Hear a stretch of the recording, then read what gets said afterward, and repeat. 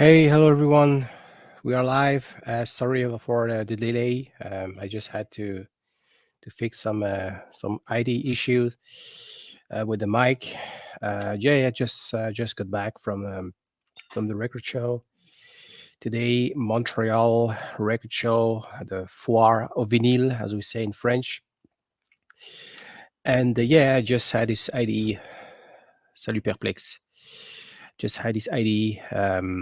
It's still going on. Actually, it's I think it's until 4 p.m. today. So this record show in Montreal, Le Plateau. So Le Plateau du Mont-Royal. That's the place where this event takes place. Very nice. Hey, lots of French people. Salut Claude. Bonjour. Salut Mike. And yeah, as I said, it was like spending 3 hours earlier this morning digging records, and I thought might be maybe interesting since I talked earlier with some people. Maybe they will join us a little bit later. I thought it might be a good idea to host a live stream right after. It's not after because it's still going on. So if you are living in Montreal, maybe it's still time for you to go there and find some local treasures. And I thought might be maybe a good idea to talk about this event, because this is what a community is all about. I had the pleasure to meet with Steve. He came over for just last weekend. So yeah, we had spent an hour or two together digging vinyl. So yeah, it's a pity he should have chosen this weekend. But yeah, we still had some great time together. We went at Au 33 Tours, the biggest store we have here in Montreal. And earlier this summer, this Dom, sticking a shred, he came over all the way from New York. Yep, New York State. Yeah, the same. So I think it's maybe a part of my job, so to say. So to talk about what's going on, everything record related stuff. So yeah, big show, big show. They were like 30 vendors. Uh, oh, I'm going to walk shortly. Okay. Yeah, exactly. Yeah. Revolver Records. Yeah, I'm really looking forward to go there. As you can, as you probably know, MGK Boston now lives in Buffalo, and Revolver. It's a great place. Yeah, just to make this the parenthesis. I had a chance to go there. I think two years ago. For the Canadian Thanksgiving, because I have a part of my relatives. They live right across the border. So I already been there for 4 times, I think, in Buffalo, and a very cool store, a very nice place. Revolver. I think I found there my copy of Genesis first album, the reissue, of course. Yeah. Hello from Sweden. Hi, or hey, as we say in Sweden. Hi, Darrin. Yeah, everything's fine. Yeah, as I said, just got back from that record show in Montreal. I was there like early birds, 9 a.m., ready for the fight. So spent like 3 hours digging vinyl, speaking with the people, trying to find interesting stuff. My project to save some money for Den Bosch obviously failed. But I had this opportunity to find some really cool stuff. And yeah, they were like vendors from mainly from Montreal, but also from Quebec, some Quebec City, other parts from Quebec. They had some people like just retire. They had some like a private collection, just wanted to sell. And we had some people from Ontario, from St. Catharines, Ontario, and a very nice guy. He had some tremendous stuff as well. Genesis bootleg, yeah, I think yes, I think a vendor had on the wall. I think a concert they did in Montreal. It all started in Montreal. It's funny when you're a Genesis fan. lots of people are proud to say, hey, we are the first country that we were like crazy about Genesis outside the UK. The Belgium, the guy from Belgium, they say that the guy from Italy, they claim that. This is why they wrote um, Watcher of the Skies, because they had so much success in Italy back in days, and it's the same over here in Quebec. So they when Genesis made their first gigs, I think around 73 something, yeah, they had some massive success, and it all triggered, the rock the rock the prog rock Quebecois local bands, many bands like Harmonium, Morse Code, and so many others also gave their contribution. So yeah, didn't see a lot of bootlegs, to be honest, and I was expecting maybe to see a little bit more of those bootlegs, because in the I remember I had this discussion once with with a guy. Now he's a manager of Sunrise, the disquaire Sunrise, and he used to work here in Montreal. I still, back in the days, I was still living in France, so I don't know about that. I didn't experience myself, but they were apparently this store specialized on bootlegs in Montreal, and people were like crazy about. Hey, Olivier! Hi, salut Olivier! Hi. Oh, you are at the foire. You are at the at the foire at the show right now. Okay, so yeah, I will put the link if you can join us a little bit later. I would love that you can share your experience as well. So yeah, if you have a chance, or maybe on your phone, or I don't know how many, what are you planning actually staying there? I guess at least 1 hour or two, but I would love to, yeah, to have your feedback as well, since you're a local just like myself. Yeah, you're probably more local than I am.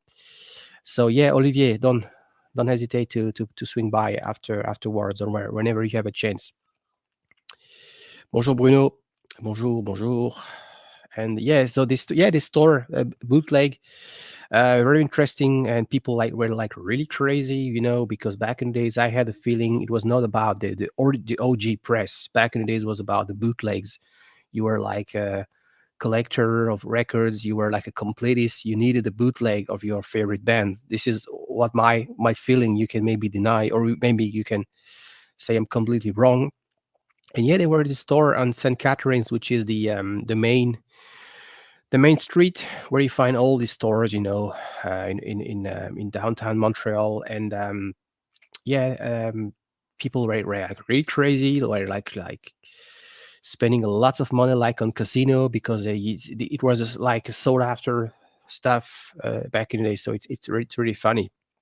And we have the chance, we can also find pretty much lots of OG UK press over here. And the main reason, and I'm giving a shout out to my colleagues, Sébastien, Audiostope Le Disquaire, really nice guy. He has a YouTube channel as well. He runs a store in the Gaspé Peninsula, New Richmond. Audiostope Le Disquaire, a really great guy. And he recently made a video with his partner, the guy he works with. And yeah, this guy talked about his collection. Back in the days, he lived in Montreal, and he was mentioning that there was this store where you can find pretty much everything from the UK, not only record related stuffs, pretty much everything. They also had records, and that sorry, and that store named British Wholesale, as it happens. Sorry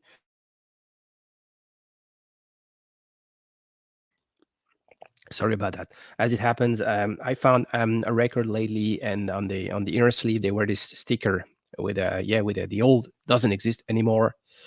The store called British Wholesale. And yeah, so you could imagine in the 70s you could find there are some original treasures from the UK original press.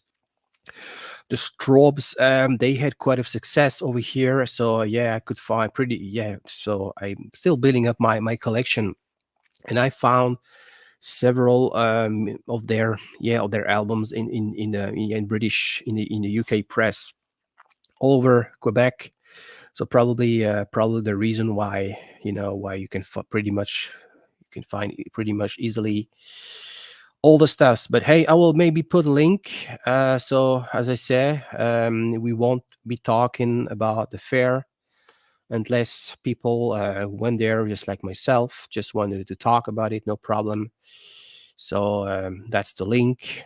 You know how it works. You click on that link, and then you can you are joining my panel, and then we can have a chit chat together. We can talk about whatever you like, record related stuff, if possible, or music. And yeah, maybe I will be showing I found some really cool stuff, really cool. I'm really didn't have a plan, just to say to say the truth.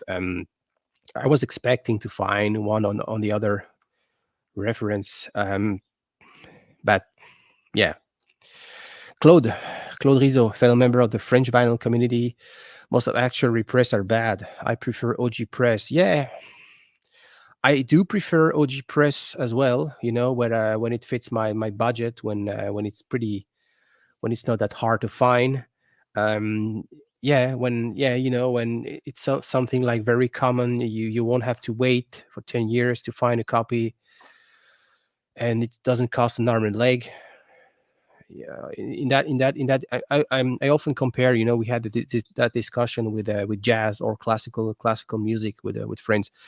And you know, classical music, it's something I remember back in days when I was still living in France. There were some box sets, some Deutsche Grammophon box sets, so the pristine, you know, prestige series, Beethoven, Karajan, you know, mint, like never played, and I get some of them free.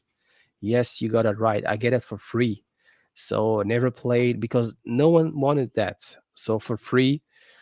Couldn't see myself spending 100 for a reissue, obviously. But if we are talking about jazz records, I will never, ever, ever come across, unless I pay lots of money. Then a reissue, it's fine. You know, it's maybe the only way I can yeah, I can have access to the physical format. So it's my opinion. So it very depends about. It is rare. It is something that I can find a copy of, not waiting 10 years, you know. So yeah, Gainsbourg, yeah, I know, yeah, Gainsbourg, that's the thing. Yeah, that's the issue. Yeah, yeah, I'm still on the lookout for L'Homme à la tête de chou, and the other one, Melody Nelson. Great albums he made. They didn't have lots of success. That's the problem, and that's also the reason why prices are skyrocketing when it comes to an OG press on Philips. Brilliant albums, I know, and I know it's pretty low on the boat. Oh, that's maybe that's later. That's later material. That's early Love on the Beat, not on Love on the Boat. Love on the Beat. Yeah, that's 84 something. Correct me if I'm wrong. Yeah, Gainsbourg really like this artist. Yeah, as it happens, I have a friend I have a friend here. He's from Brazil, and he's trying to learn some French. And he asked me if I can like put together a playlist on Spotify with my all-time favorite chanson française French stuff, which I did. And yeah, I just took 70, you know, classics from the chanson française, you know, with including Serge Gainsbourg, Barbara, Ferré, Ferrat, Brassens, and all this incredible singer-songwriter we had in France. Yeah, I know it was kind of, yeah, I know the issue. Yeah, yeah, Gainsbourg was always like in a way, sort of perhaps almost like a David Bowie kind of French artist, you know, like a mainstream artist, but always on the edge of being, like a strong personality, a true artist. Yeah, and Tino Rossi, of course. Yeah, it's your favorite favorite artist. Tino Rossi, for those who doesn't know, Claude Rizzo is a fan. He has like 2,000 records. Yeah, 2,000 copies or records of the same artist of Tino Rossi. So congrats. Just bought a ratio Marillions. Yeah, I saw that one. Yeah, I saw that one. Yeah, yeah. So you know, some some albums that has been recorded and digitally, by the late of 80s. I had some reissue. I had some Japanese press of of the Yazoo, the first album, Upstairs at Eric's. Not the Yazoo, OMD. Sorry, OMD organization, and this is a Japanese press. Later repress, and it matches the UK press. I really have the both. I can show because you wouldn't believe me. So that's the one. That's the Japanese press I have. It's a later, I think 90s something. Yeah, and that's the OG UK press I found in Salisbury on the trip to the UK I took 2 years ago. So and it's I'm both fine with both of it. So it's yeah, the UK press has some clips. It's not mint. So some songs. Yeah, it's a it's a little bit different. The quality. It's both are excellent. Really, really so say. So yeah, it depends. Yeah, exactly. Yeah, the video. Yeah, this was back in the days in the 80s where video started to become a thing. And yeah, we had some. I think Jean-Paul Goud or Jean-Jacques de Castelbajac. I think they were like directing some video for mainstream mainstream artists. Yeah, a great period. Yeah, I spent. When I was hosting a birthday party back in the days, I had my family and friends over, and I remember I had some DVD or some compilation, and I used to play some video clip on the TV, and people were crazy because I loved the video from the 80s. Really like somewhere like really low budget, like for instance, Dead or Alive. Spin Me Around. It's really low budget, but it works. It still works. So it is really really fine. So yeah, just putting a link in in the chat. So if anyone wants to come to join, we can have a chit chat together. I will be showing the records I found earlier this morning at the show. As I say, really, there were some really interesting stuff. Yeah, there's probably 30, 35 vendors. So we have someone. Hey, Hi, how Darrin. are you? Good to see you. It's been a while. I know. Yeah, Uh, my goodness, time is just flying. I was like, because I don't really see a whole lot of the YouTube stuff much. It really does come up randomly, and I think it's you and Rod from Kitchener. I only have like maybe two or three channels that I belong to. Like as far as vinyl goes, I used to belong to like a whole bunch, but then I just really had to cut it down for other interests because yeah. you just keep getting the Yeah, I notification know. Yeah, all the yeah. time. So, And I really have this issue right now since I started another channel in German.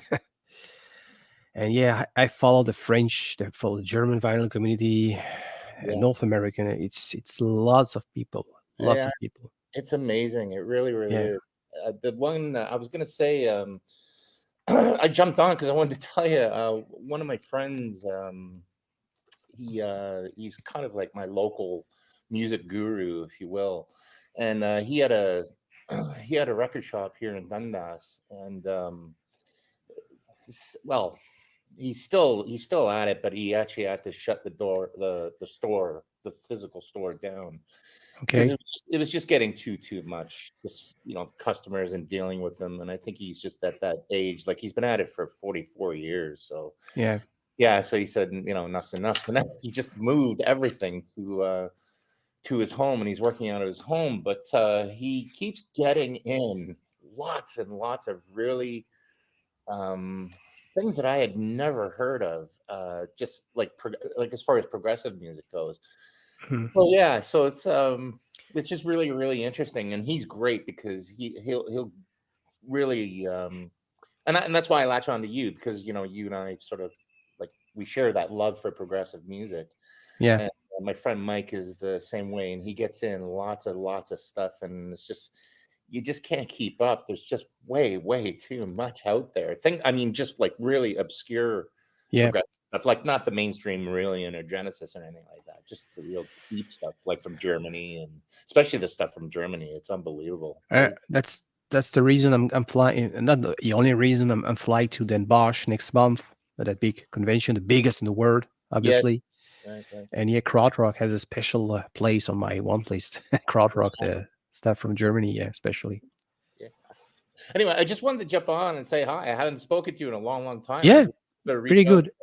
but I do have to go. I have an appointment in about 15 minutes. So yeah, Okay, yeah. I'll jump on quickly and say a fond hello. It's been a while. So How and, about your channel? Did you make any well, progress or see, this is probably why I look a little bit better right now. My I had to buy a new laptop, and actually the one that I have right now, I'm probably going to have to return it and get a new one, because it's just not like, for music wise, keyboard wise, it's just not it's not doing what I thought these M chips would be like yeah, better than the old Intel that I had.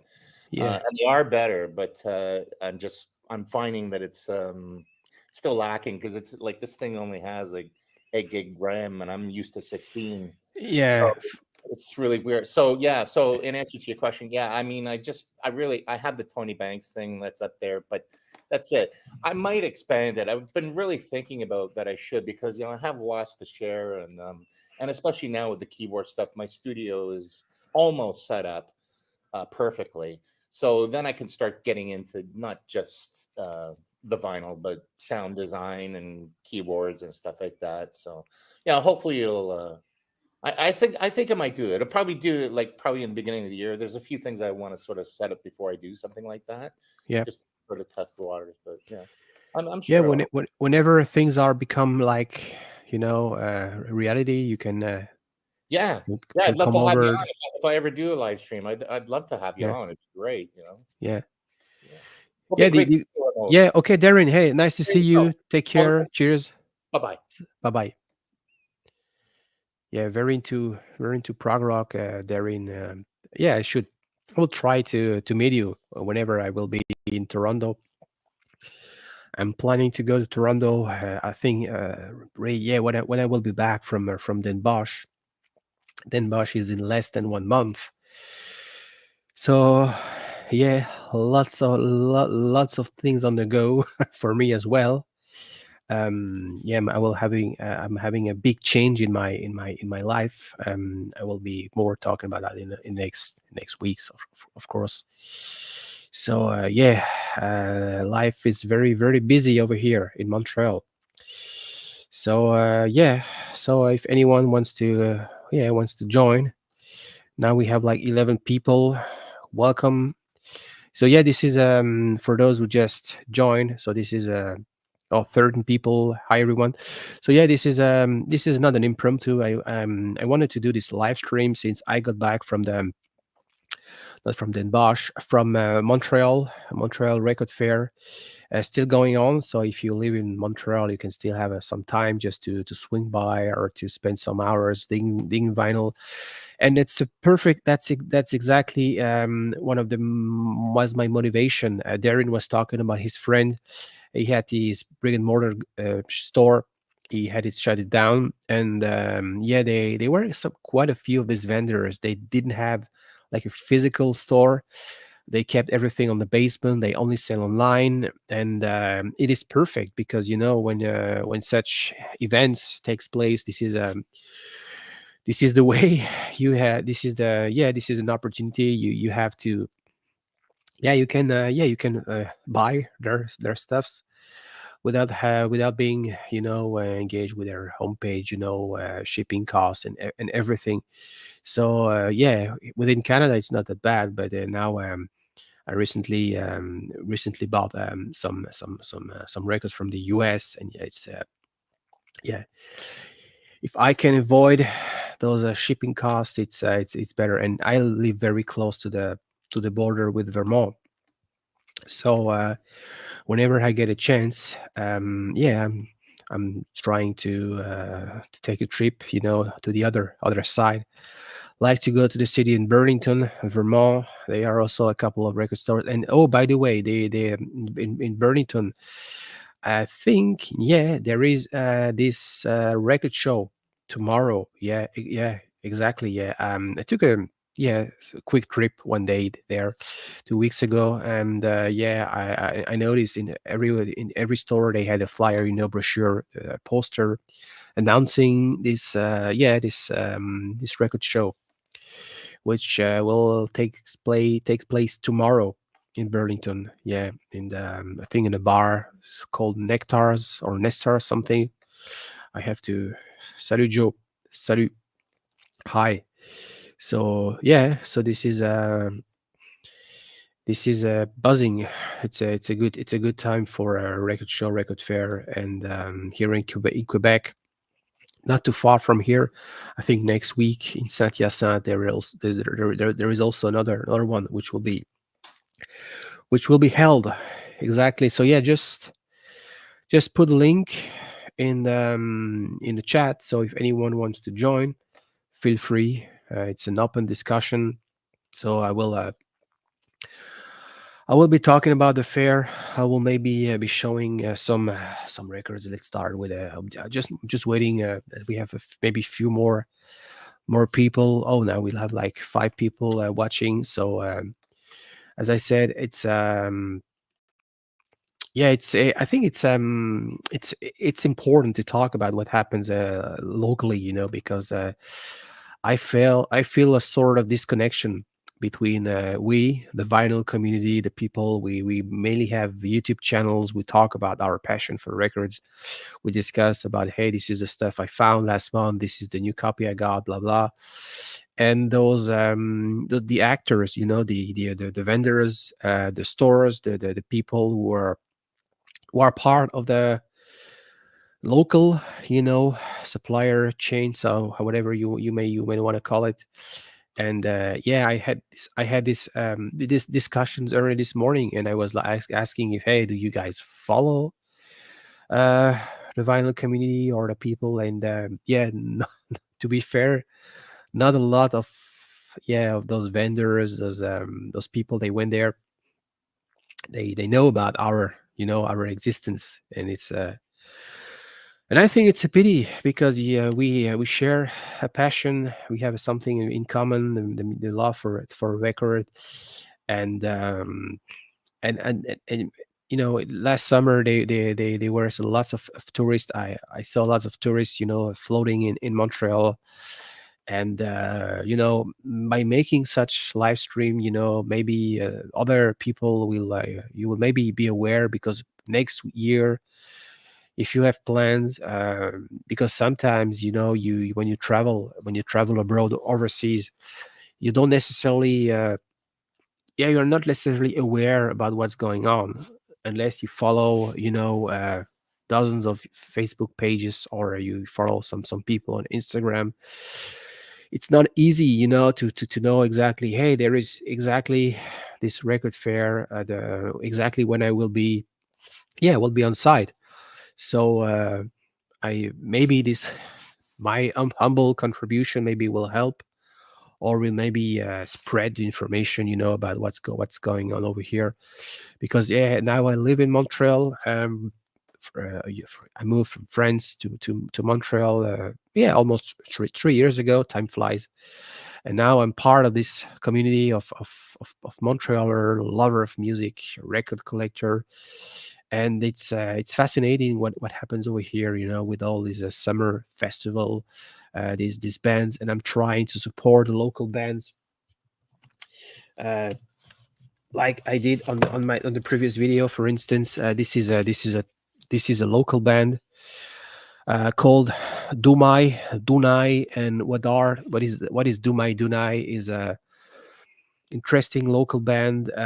They had some ska dub influence mixed with a Balkanic. The singer comes from Ukraine. The other band leader, spent quite a lot of time in Hungary. trying to grasp the essence of the the Balkanic, Hungary stuff, and they successfully managed to put all these elements in this album. So it's really cool. I got to see them live 4 times, I think, in Montreal. The band leader Eli, he was part of that project, Lemon Bucket Orchestra, sort of ska, with a crazy brass section. And this is exactly what I'm trying to do. So to promote, to talk about my neighbor. So the Do My Do Nice. So this is available on Bandcamp. This is very crazy. So if you like upbeat, it's Slavic dub punk in a way, with Ukraine elements. So I encourage you to give a try first of all on Bandcamp. It's so this is Do My Do Night. So yeah, whenever I have a chance to talk about what happens over here in Montreal, in Quebec, we have a chance. Lots of summer festivals where we can enjoy lots of concert for free. Yeah, for free. So it's clearly it's definitely a very an opportunity, to discover the new talents, because I like to listen to the old classics. We were talking about progressive rock with Darrin, the iconic bands, but I'm not forgetting about the future of music, and I'm still curious about what's going on, about new artists, and if I have a chance, if I enjoy. And this is I think the purpose. We didn't set the rules. It's not like a game. It's not like a game. With Fred, I was once invited in Fred's Big Star 1000 channel, and we were talking about, or I did host myself on the channel, and he was my guest. Doesn't matter. And we just discussed about the way why we do these streams, why we talk about our collections. And it's pretty obvious, hunting for records, just as I did myself earlier this morning, enjoying it and sharing with you guys. That's the whole point, I think, about having a VC related channel, talking about stuffs we like. It's fine to promote the stuff we all love, the old time classic. But in my opinion, it's much more. It makes so much sense, when you go into the wild, when you try something new, when you stumble upon, or when you do some blind buy. We all know, when we do some blind buy, okay, we are lucky if maybe 20 or 30% of the batch is something like, okay, really really cool, really worth a visit. But those 20%, if we have enjoyed it and if we can share with the community, I think that's a win-win situation. So this is how the way I see things, and I recently made a video about that. Yeah, the records I bought, because of my VC friends, as I like to call them, my VC friend, my vinyl community, a fellow member, colleague, ami in French. The word ami means so much for us. Yeah, my ami from the vinyl community, and I'm really really lucky, because we discussed about how to discover new music, how to explore new territories we haven't heard of or we know very bad. So, and watching what is better than watching a YouTube channel, a friend talking about Fred in Australia, Stunty in Sweden, Esther in France, the other people in Germany talking about, hey, this is their material. They invested so much time trying to find new music. They enjoyed it, and now they cannot like keep for together. So this is like a mission. Yeah, it's almost like a mission to. In German, we would call this ein Auftrag. That it's something you have to.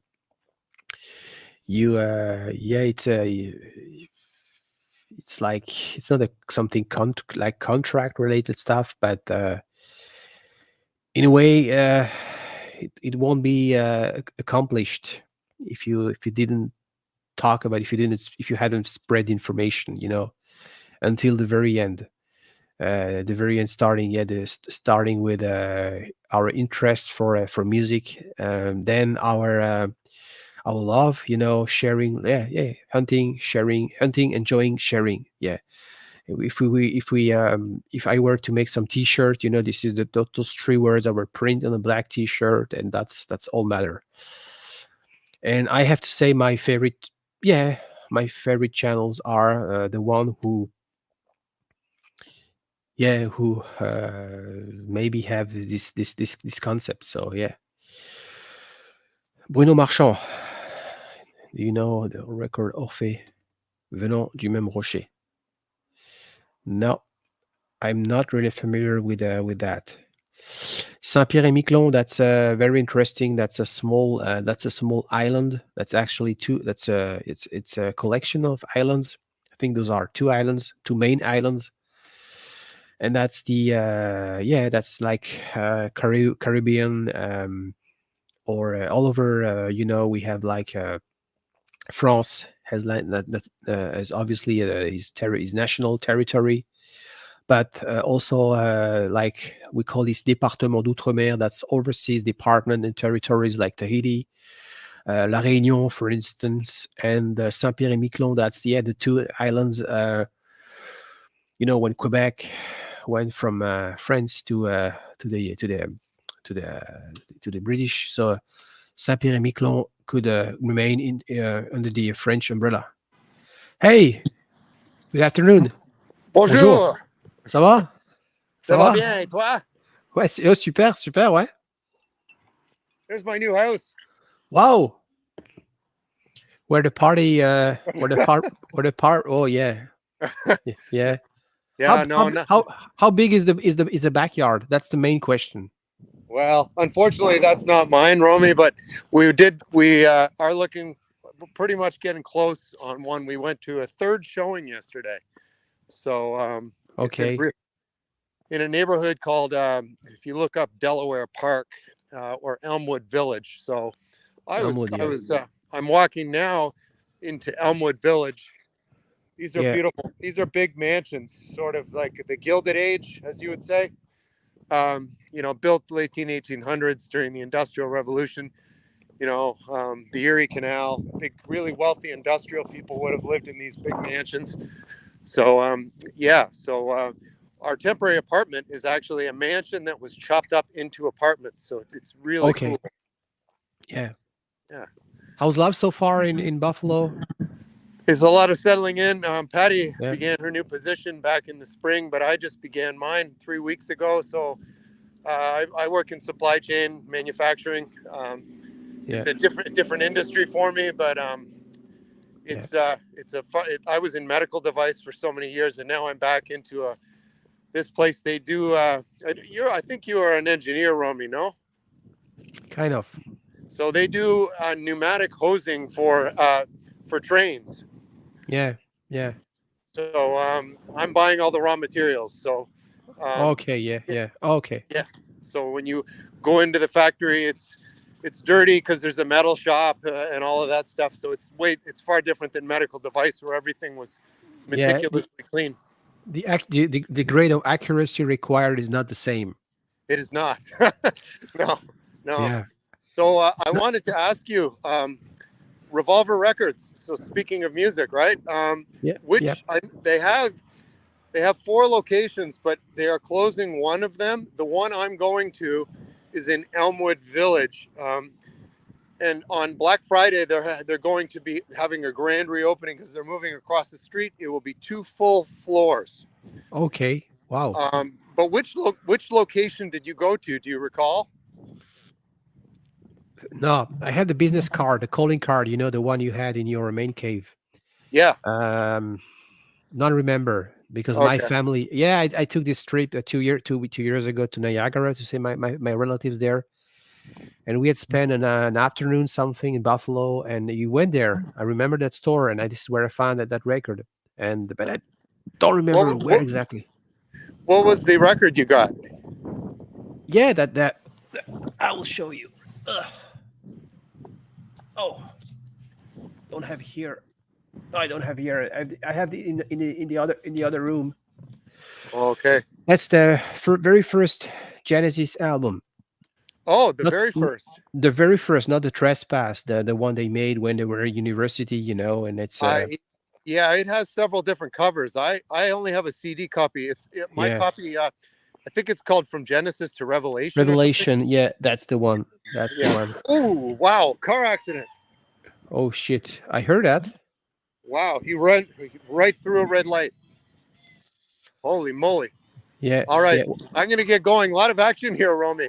yeah. Take care. Take care. Yeah, Oh, Mike. okay, I'll Lovely talk to see soon. you. Yeah. Bye bye. Bye. So yeah. I have to remember. Wow, we had a car accident on my live stream. Wow, that's not good. Uh, pretty impressive. Hope nobody was hurt. So yeah, Revolver. Yeah, it's a great place. I think I will probably ask Mike if we can make like now we have to settle in. You got it. You just moved for a new position. Probably in 6 months from now, I will ask him if he can do a sort of a guide.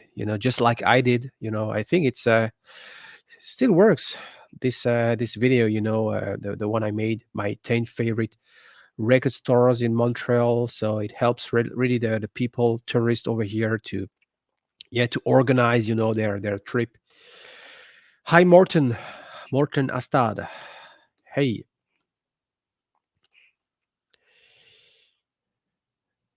this record is Canadian pressing, Trans Canada pressing on Rico label. Don't know which one are you talking about. This one? Not sure. Not sure. I think this one has been pressed locally. This is a new releases. No, not that one. Hey, salut. See you tomorrow. Yeah, I say see you tomorrow because the French people, all the French people that are in the chat are the one we see on Sunday. Stunty, Stun Rock Confusion, and myself. We've been hosting this live stream for 6 months now. Yeah, almost 6 months. Yeah, times flies. On a French channel, a French speaking called Disque de Dupif. And those are the people we usually see. Well, merde. Yeah, you speak French. Hey, hop on, Morton. Hop on. Don't be shy. Don't be shy. Toronto. Oh, okay. Interesting. Interesting. Toronto has its own record fair tomorrow. Interesting. Yeah, didn't know that. Didn't know. Probably Brian from Embryonic Robot. Great guy. He would probably go there, but he already made. He already did 2 videos, Vining whole video. So he said he buys a little bit too much. This is what he said. So from Genesis to yeah, exactly. Yes, that's so yeah. Maybe I will start to show some records I bought in the today earlier. Some really cool albums. Okay, let's start with I don't like to call this a grail. To quote my friend Ben Rankings, that's things I didn't have. I never thought I would find, but I found it. And that's the Gene Clark. Didn't have a copy of this one. No other. Recently made I think a video on my German speaking channel. I really love Gene Clark. I had pretty much everything when it comes to the first half of his solo career right after he left the Birds. I was lucky I could find the White Light and Roadmaster. Roadmaster has only been released in the Netherlands. Back in it's on vinyl. This one was is a little bit different than Roadmaster and White Light, since first of all the label. This is on the Asylum label, David Geffen, iconic label. It's a US press, OJ. I'm really happy. Record is in mint condition. So Beautiful album. That's the one I was lucky to get a hold of earlier. Earlier this morning, as I said, at the record show. Yeah, it's funny. We say record show over here in North America, but in Europe they say record fair, and in France they say bourse au disque or foire au vinyle, record fair, record show.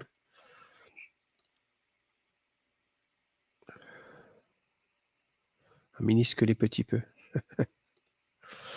Part of Norwegian, so I call them white whales instead of grass. Yeah, yeah, yeah, yeah. The word grail. Yeah, that's some expression we heard here and there. My grail, my holy grail. Yeah, I don't have a holy grail personally. I do have some records I'm after being on the lookout for years that are still on my one list. But I have no pressure. It's not like, hey, I need to find this, need to find that, because now with Discogs you can pretty much easily find almost everything in a one list. So yeah, don't be shy, people. Just come up and talk to me. This is what a live stream is all about. Not only me talking about 1 hour or two.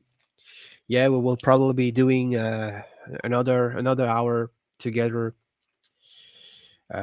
Maybe Olivier will be joining us a little bit later. I'm expecting to have people who went at the record fair earlier, just to so we can talk about the experience.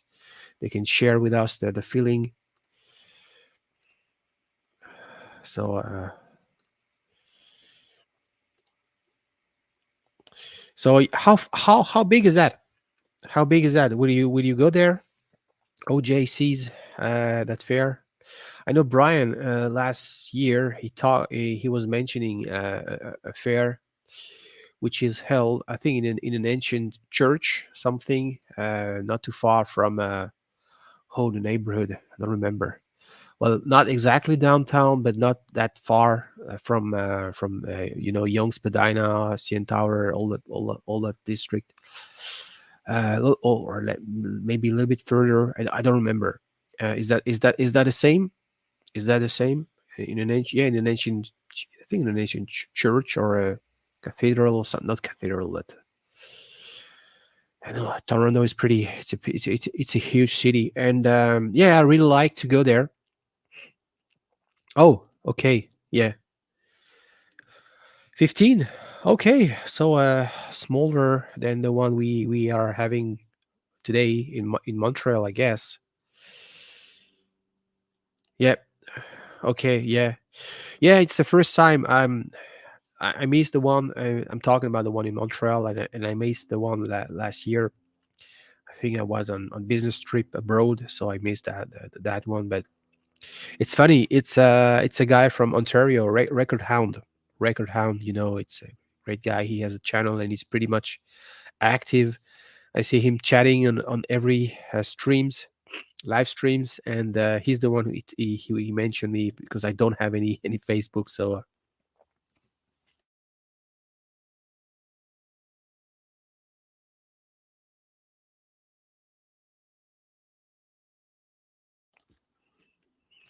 yeah, so let's keep going.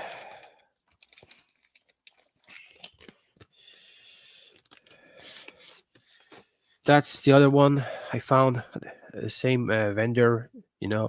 Yeah, I still didn't have a copy of it, and I was looking for their very early material. Don't have the very early, Talking Heads 77 with this iconic cover. The other one released in 1980, where with a 4 picture, and this one produced by Brian. As you know, yeah. I for some reason I completely, yeah. I wouldn't say it passed me by, but this is some music I really, yeah.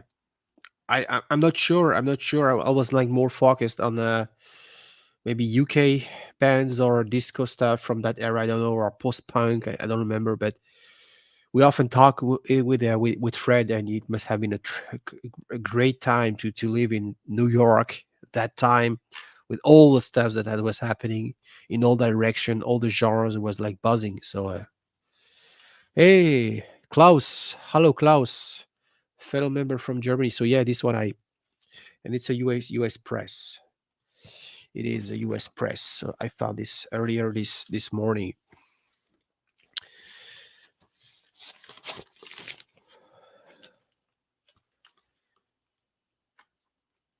Yep. Exactly. Yep. It does. That's the one. If you, yeah. So I think this is an OG press, or at least an American release. I will show you guys the label. Yep.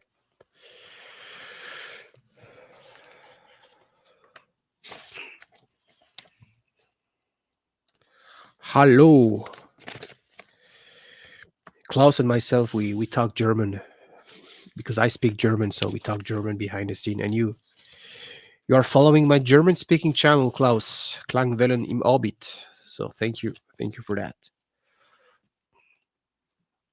Oh, very good question. Very good question. So I will add another hour to the stream to reply to that question. Short answer. I recently go to my channel, find a video, check out a video I made, my 10 favorite record stores in Montreal. So I was trying to talk about diversity. Not the biggest one. The biggest one is Au-33 Tour.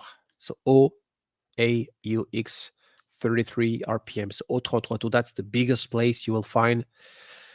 It has a great selection, everything you can imagine. New releases, used rarities, punk, funk, jazz, soul, everything, world music. Incredible selection. Au-33 Tour. There are a couple of others I like to go.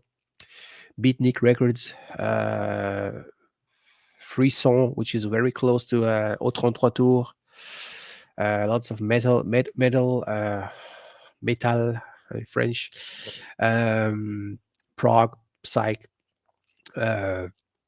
Otherwise, the end of vinyl is also a great one. Cheap Thrills is in the business district, Ville-Marie, worth a visit as well. Depending what are you looking for. If you are looking for on the lookout for only used vinyl like rarities, Beatnik Records has a great 50s rockabilly, so all good old rock and roll stuff. Franco is a tradition over here. We are here in Quebec. That's the French-speaking part of Canada, which means a good store has a Franco stands for Francophone section, and Franco, those are French artists from France displayed alongside those by local artists who speak French, because it's French-speaking part. So you can find artists from Quebec, such as Gilles Vigneault, Charlebois, Céline Dion. Yeah, exactly. The same in the same crate with some singer-songwriter, mainstream artists from France, and so yeah, it's very very important over here. As I say, Beatnik, another Le Vacarme, a great one as well. Yeah, there are so many store. Another one very close to Beatnik Records that are specialized in punk stuff. If you are into punk or punk rock stuff, let me think. On the island, yeah, because Montreal is on the island, and those record stores are pretty much gathered. Le Plateau, that's the neighborhood. Le Plateau or a Mile End. Myland, Le Plateau. Those are the main areas, the main neighborhoods where you can find those stores are located. Yeah, that's the biggest one, probably as big as your Sonic Boom. Sonic Boom, that's the biggest store in Toronto, where I got. Oh, Sonorama. Yeah, Sonorama. Good point. Yeah, haven't been there for a while. I must admit, I haven't been there. Yeah, and I like the fact that I like to combine. When I go like Montreal downtown, spending like Saturday afternoon something with my wife. I really like to combine, like doing several stores. And not and it's very convenient because you can, yeah, you can walk. It's a walk of distance between each of them, which is very very cool. So it's not like you have to a store, then take a bus or a subway and travel on the other side of the island. No, that's the beauty. That's the beauty of the record stores in Montreal. Pretty much, yeah, gathered in the same area. Hey, Dimitri Venediktov. Welcome. First time I see you. Welcome, Dimitri. Nice to see you. Yeah, yeah. Hey, no problem. No, anytime. If you need some advice, and if you, yeah, if you guys are, you're not from Montreal, you're from Europe or from Asia or from whatever, Russia, Africa, whatever, and if you need some tips, or if you, yeah, I only did one video about my record stores in Montreal, but I really invest so much time. I moved from France to Montreal, as I said, almost 3 years ago, and so I really took the time to visit the store, to buy stuff there, to try to grasp what is the concept, what is the data sheet, the store, how can I promote that place. So it took me like 1 year, yeah, to do this video, yeah, gathering all the informations and trying to do some very sharp, 10 minutes video, where bullet point. And I'm really, really, really happy with the outcome. So people are still watching this video, still finding this interesting. So a guide, it's a guide I made, and I didn't only include the stores in from Montreal, even though it's a video about stores in Montreal. I included 2 stores from the Quebec City and 2 other stores from Burlington, Vermont. And the reason I did that is because either you're a tourist or you live in Montreal. Uh, when you're a tourist, sometimes tourists, they combine. They spend 2 days in Montreal, and then afterwards they go to visit Quebec City. So it makes sense, to include, because it's like very close. And as I said earlier, uh, Burlington is not that.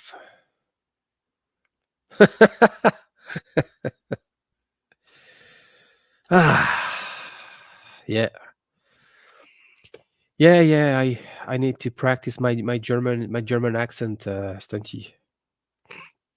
So come up if you have if you dare, and I know you do. So yeah, Quebec City, Burlington is very close. Sorry, when you live in Montreal, um, it's nice to know about the whole environment, not only the island of Montreal, which is great, lots of things to do, but if you like to travel a little bit, it makes sense to know a little bit about. Harris Bilton, hey AVA, have you got anything by the Groundhogs? I'm not a prog rock fan, but both. And not really the Groundhogs. No.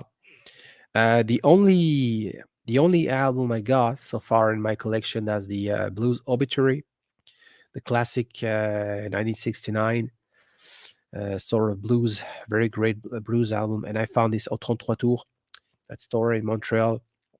That's the only copy I got so far in my in my collection. You're very welcome. As I said, if you need some advice, or you can add a comment on the video, asking questions. No problem. Oh, you're in Boston. Yeah, yeah. I was in Boston last summer.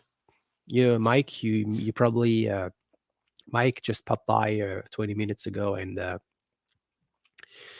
he organized this VC meetup backyard party. And back then he was still in Boston.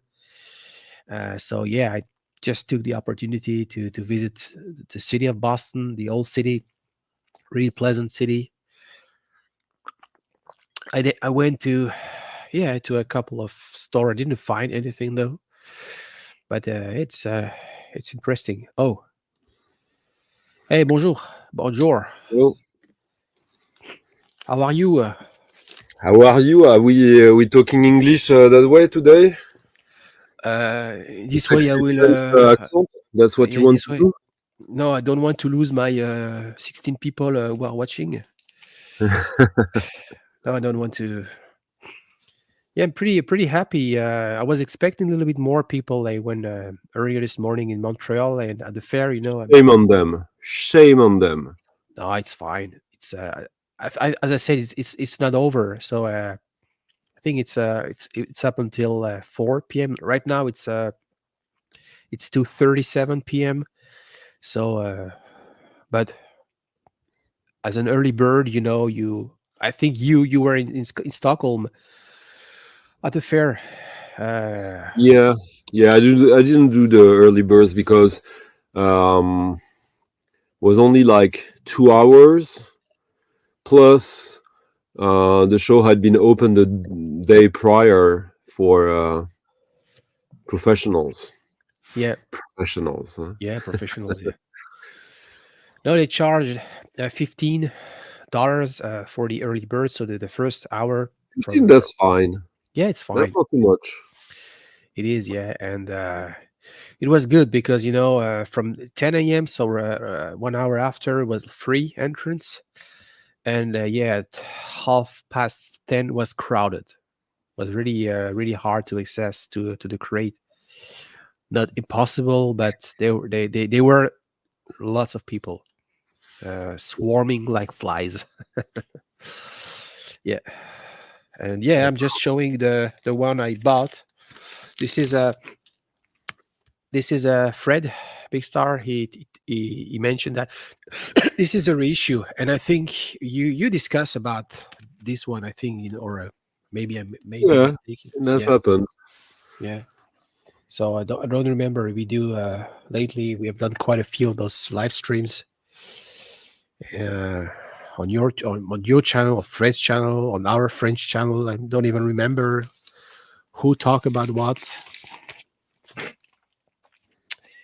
And I also found this one I didn't have in my collection. It's mint, Canadian Press, OJ. So yeah, the good old stuff. See, for these records, you don't need like the early bird. Like No. the people who pay extra, they're after other types of records than these. Yeah, I can imagine. That's the one. I'm really happy. I was on the lookout. That's the Robert Calvert side project. Captain Lockheed. Captain Lockheed. And the star. I'll make myself big. Yep. Yeah, it's a sort of side project. So he made very bizarre, very avant-garde. They had this concept of starfighter pilots exchanging in a cockpit sandwiched between. Is that Prague? I'm not sure if it's Prague, but it's something. Once came across, and from 1975. Sorry, it doesn't look like techno. Is that techno? I'm not sure. I really have to re-listen. The thing I had is a book, and And yeah, this was like on my one list, and it's been on my one list for forever. So this one as well, Jade Warrior. I think you were talking about Jade Warrior in your stream. No, Jen's No, Addiction. Jen's Addiction. yeah, maybe. Yeah, this one. Ben Rankings bought himself a copy when he took a trip to Toronto, and yeah, put this one on my umbrella. Vertigo, but that's a reissue. Oh, funnily, when was that? 2 days ago? No, wait. Yeah, 2 days ago, I was in the shop and I saw a German pressing of the Between album on Vertigo, which like that is not even supposed to exist in a way. And the price was all right. Like that's Between, the German band. No, It's like kind of hippie rock, hippie psychedelic, ethno, jazz, ambient rock from early 70s. It's really good. Like they have most of their records on Spectrum, Vergo Spectrum. oh But yeah, that one was it's the second one was on the Vertigo, and the original. I mean, there's only the UK pressing from 73, I believe, something like that. And there's like the white label and the regular. Do they sing in German or do they sing in English? There's no singing. Oh yeah, Come on. ambiance. Yeah. It's like hippie music. There might be some voice, but no. But the It's like a guru, very early guru. less rock, more fusion Okay. jazz. So yeah, less rock, I would say. But the original goes for quite a lot of money. Like it's like at least 250 euros record if you want it in good shape. And he had that German pressing that has no statistics of sale anywhere that I could find, that he could find. And the price was, I mean, his price was all right. It was like 130 euros or $130, something like that. And I was like, but then we didn't know when it was released. There's no real date, which, I mean, in a way, I shouldn't care that much about it. There's a couple of bootlegs of it on vinyl and maybe an official or semi-official reissue of recent, but it's a really good record. So, Okay.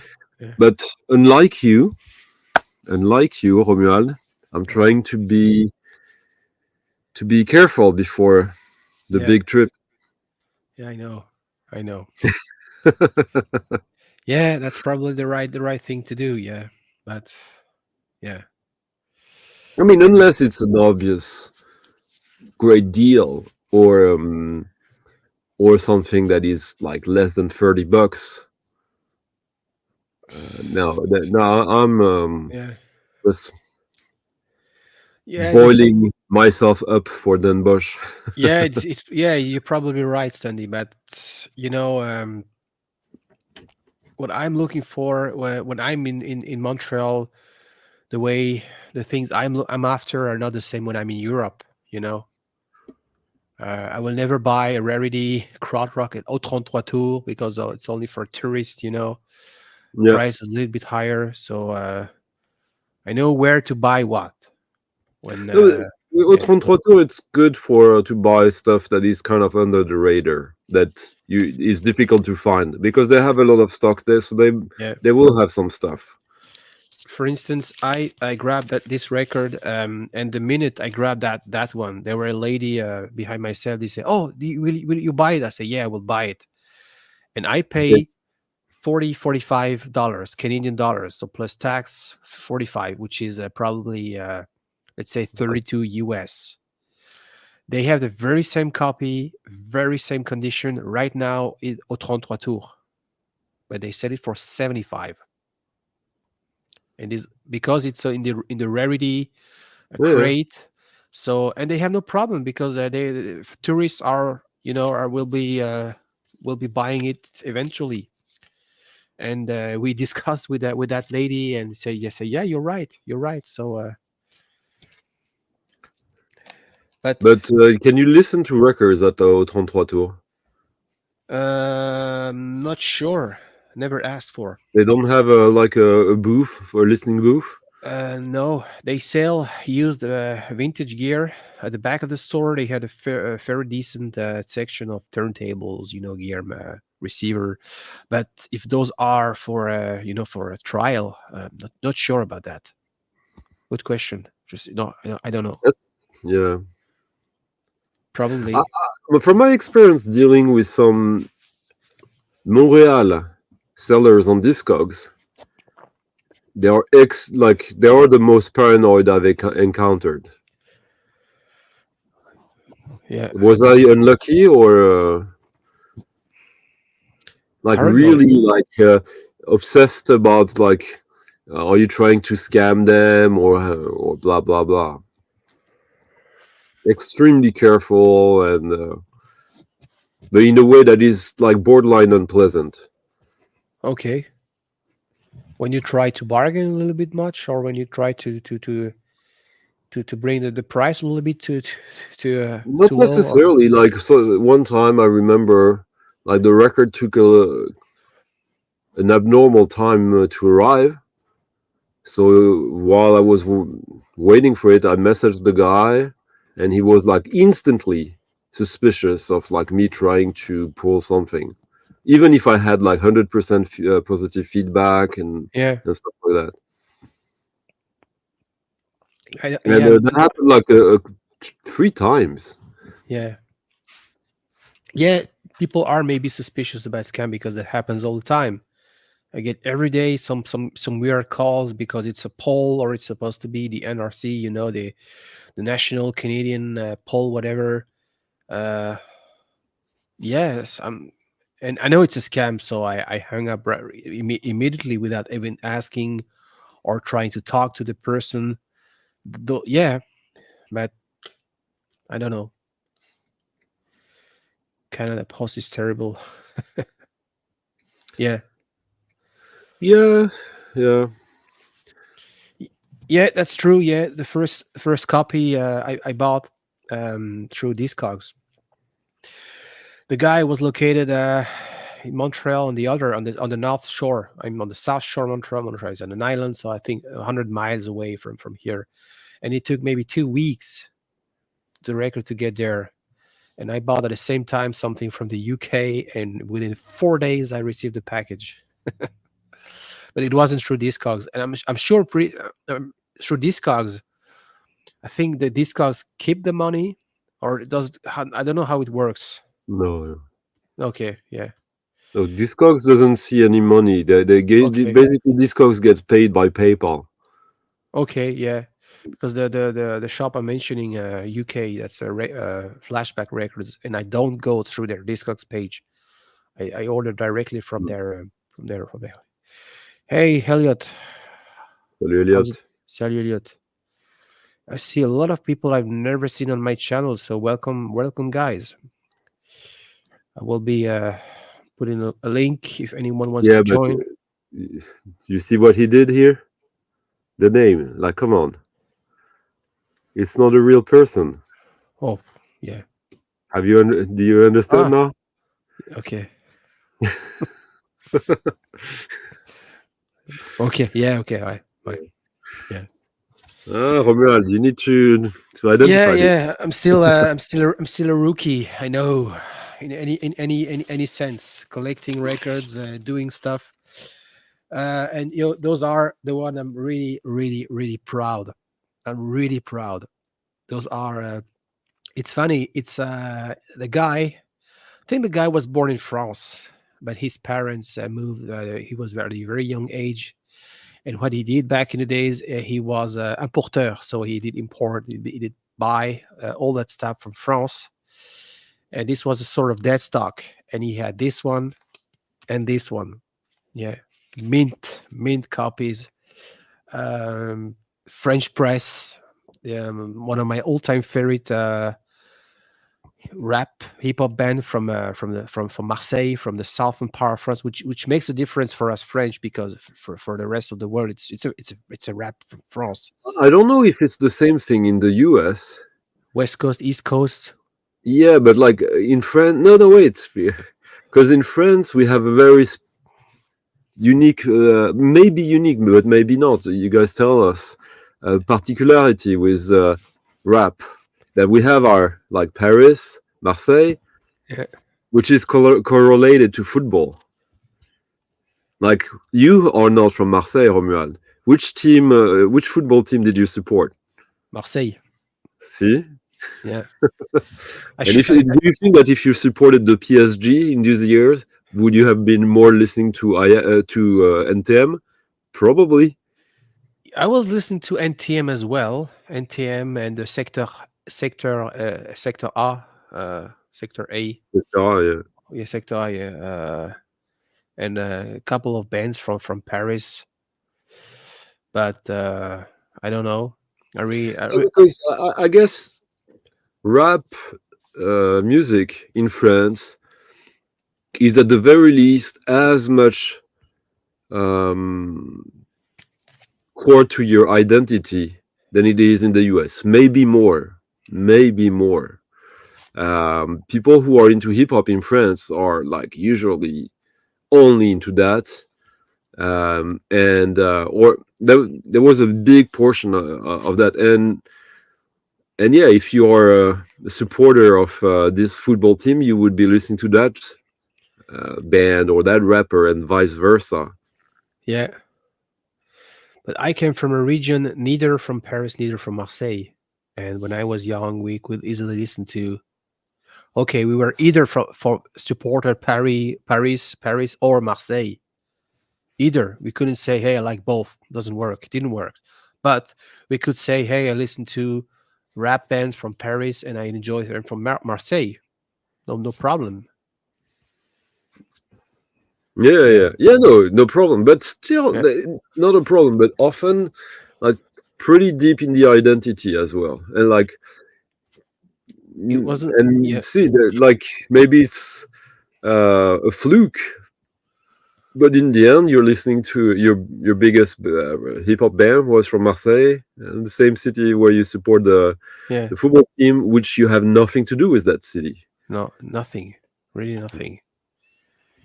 Because I was born in the French. Hello, Vincent, Sean. Yeah, Sean. Hey, don't voyage. Plus loin que... Anyway, Jack, don't hesitate to hop on if you guys want. Sean or Vincent or anyone. Yeah, OGCs, come on. Yeah, let's talk hi-fi. Oh, you will be bringing this one into Den Bosch, right? Maybe. Yeah, I have a concern about the needle, the cartridge. You know, the Soundburger. You know, they do again, but I have the feeling it's pretty cheap, and I'm afraid. Yeah, it's cheap, but so what? As long as it doesn't damage it's not going to damage your record. Yeah. I have a fresh needle on this one. It's okay. Crap, but it does the job, huh? Yeah. And it's more. I don't think I'm going to use that too much during the fair. But since we're going to be there 3 days, so you can check the records when you get home to where you're staying. Yeah, that's a good point. Yeah. And you will see the only records you will have an issue with are those you will buy on Sunday. Yeah. Always like that. Yeah. So I'm pretty happy with all the purchases I made earlier this today. Yeah, so I am really happy. I am of course talking about the French band in an English speaking channel. I mean, people who are not French probably can't understand how huge they were. Like in France, they had 2 bands. Yeah, no, but like I Am, they had one major hit and a bunch of other minor hits, but like the major one is like it has become like a almost like a traditional French song, Le Mia. What? It's a song. It's like a wedding song, a wedding party song. Now, Yeah, almost. Yeah, yeah. And no, they it were is. It's like it's transgenerational. Like most hip hop bands are very much into their generation. It's a very timely affair. They had like a hit that is crossover to that. yeah. So But I guess it's difficult to understand. Also, like the difference between the south of France or Marseille and Paris is way, way, way more extreme than the difference between Los Angeles and Paris. Even if it's closer yeah, geographically, but like culturally, it's so. I mean, both cities in the US are very different, but in France, it's even it more. is because I remember I wrote a biography of Michel Sardou. Sorry about that. And he was mentioning about his father. He said, yeah, back in the days, north of France, they had their network, their radio station, their top one singer, and the southern part of France, they had it was like split in half. Uh, so hey, we have a new guest. Welcome to the show. Back home, OGC is back home, Greg. Do you recognize my place or? No, but I see that like this is not an Airbnb. Man, you just outed me. Yeah, this definitely looks a little bit more kind of Yeah, homely. homey. Yeah. Lived in. Messy. Yeah. No, What, just got what is back. that board on your right? Is that like an ironing board? It does look like that, doesn't it? Oh, nice. You know how dusty places get. So Yeah. this is my partner actually. It's a nice kind of Peruvian piece. It's just perfect, right? It's a perfect size. Yeah. So yeah. Otherwise, everything gets super dirty around here. Where are you located, if I may ask? I'm in Toronto. Yeah. Oh, So sure. Yeah, not yeah. so far from Annex area, Bathurst, Yeah. Koreatown, I guess. Yeah. So Yeah, that's What is the purpose of that keyboard in this case? what is the purpose of it? Yeah. In your case. To impress people. All right. No, really. I think I got it because I just started making some films and I thought, can I lay down some kind of mood tracks? Do you know what I mean? Yeah, so you demo. Yeah. So that's why, and I'm kind of moving my setup around a little bit. I need to get a turntable to listen here, right? Because most of my stuff is downstairs. All this is all overflow, But, Oh, so it's bad, and that's just the stuff that you can see, right? So yeah. Speaking of record fairs, I've been thinking about trying to get a table. Have you guys ever sold at a record fair? I did in Paris. Yeah.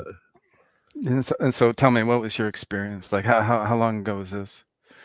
What I did was I had like 3 boxes only on the table with another guy. Yeah. And it was fun. It was I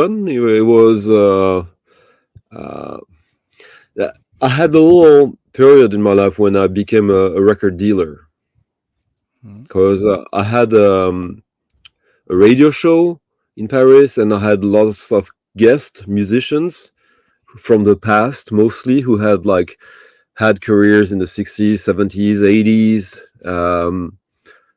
I did my show between 95 and 2012. So basically I would just open the phone book. Is he still alive? Is he reachable? And they would come, and sometimes they were like, oh, this music you just played, I really like it. And then that was in the beginning of eBay. in the early days of eBay, before you could even buy records on Discogs, or right at the beginning of it. So what you're saying is that, and so people kind of knew you by reputation, the kind of music you would play, and then you would sell some of that. Is that what you mean? It really started just with the guests of the radio show, who were musicians, sometimes established, and who sometimes dabbled into collecting avant-garde jazz, free jazz, and they were limited with the traditional ways of getting records, going to the record stores. Yeah. And I told them, oh yeah, I can get that for you. And a few months after I started to do that for like 5-6 different guys, I was making good money on that, because very few people back then had enough knowledge about avant-garde, modern, classical, experimental. And most dealers, they want to find something for very cheap, so that they can do like times 10 or times 20, so they can flip. Yeah, but my thinking was, I'm already into kind of like special records. So if I pay €100 for the record and I can sell it for 200 the next day, that's still good. So this is pre-Discogs, right? Yeah, or right at the beginning, when very little was on Discogs also. Okay. Like it was kind of there was some overlap between pre-marketplace and marketplace, and I was like, I had a lot of friends who were dealers who had been doing that semi-professionally or professionally for a little while. Professionally, like I noticed you said like professional record collectors, but what is a professional dealer? It's someone who declares revenue. I guess so. Pays taxes on it. Yeah. Makes a living. But as we all have experience from record fairs, cash is king in that's kind of one of the few hobbies or occupations that craves cash. Yeah, especially where you are, right, in Stockholm, because everything is card, except for markets. Yeah. And actually, Romuald and I had a discussion about that earlier today. We might tell you guys about that. But yeah, so I guess a lot of them, they were professional dealers because they did that 24/7, but they probably didn't declare anything. So that's like when you live in a country like France, or back then at least, it was pretty good. Like I could make like $8,000 per month without too much difficulty. I mean, I put the work on, but like it was not. It was fun. Like usually, you would get invited for dinner by the client. He would come with about 30 records, 25, 30, just enough so that it's not too little and not too much so that he might want to get every single one. Did you bring a little bag with white gloves in and hand them around? No, but I'll tell you one of the funniest stories. And hello, Elliott. Hi, so there was this guy.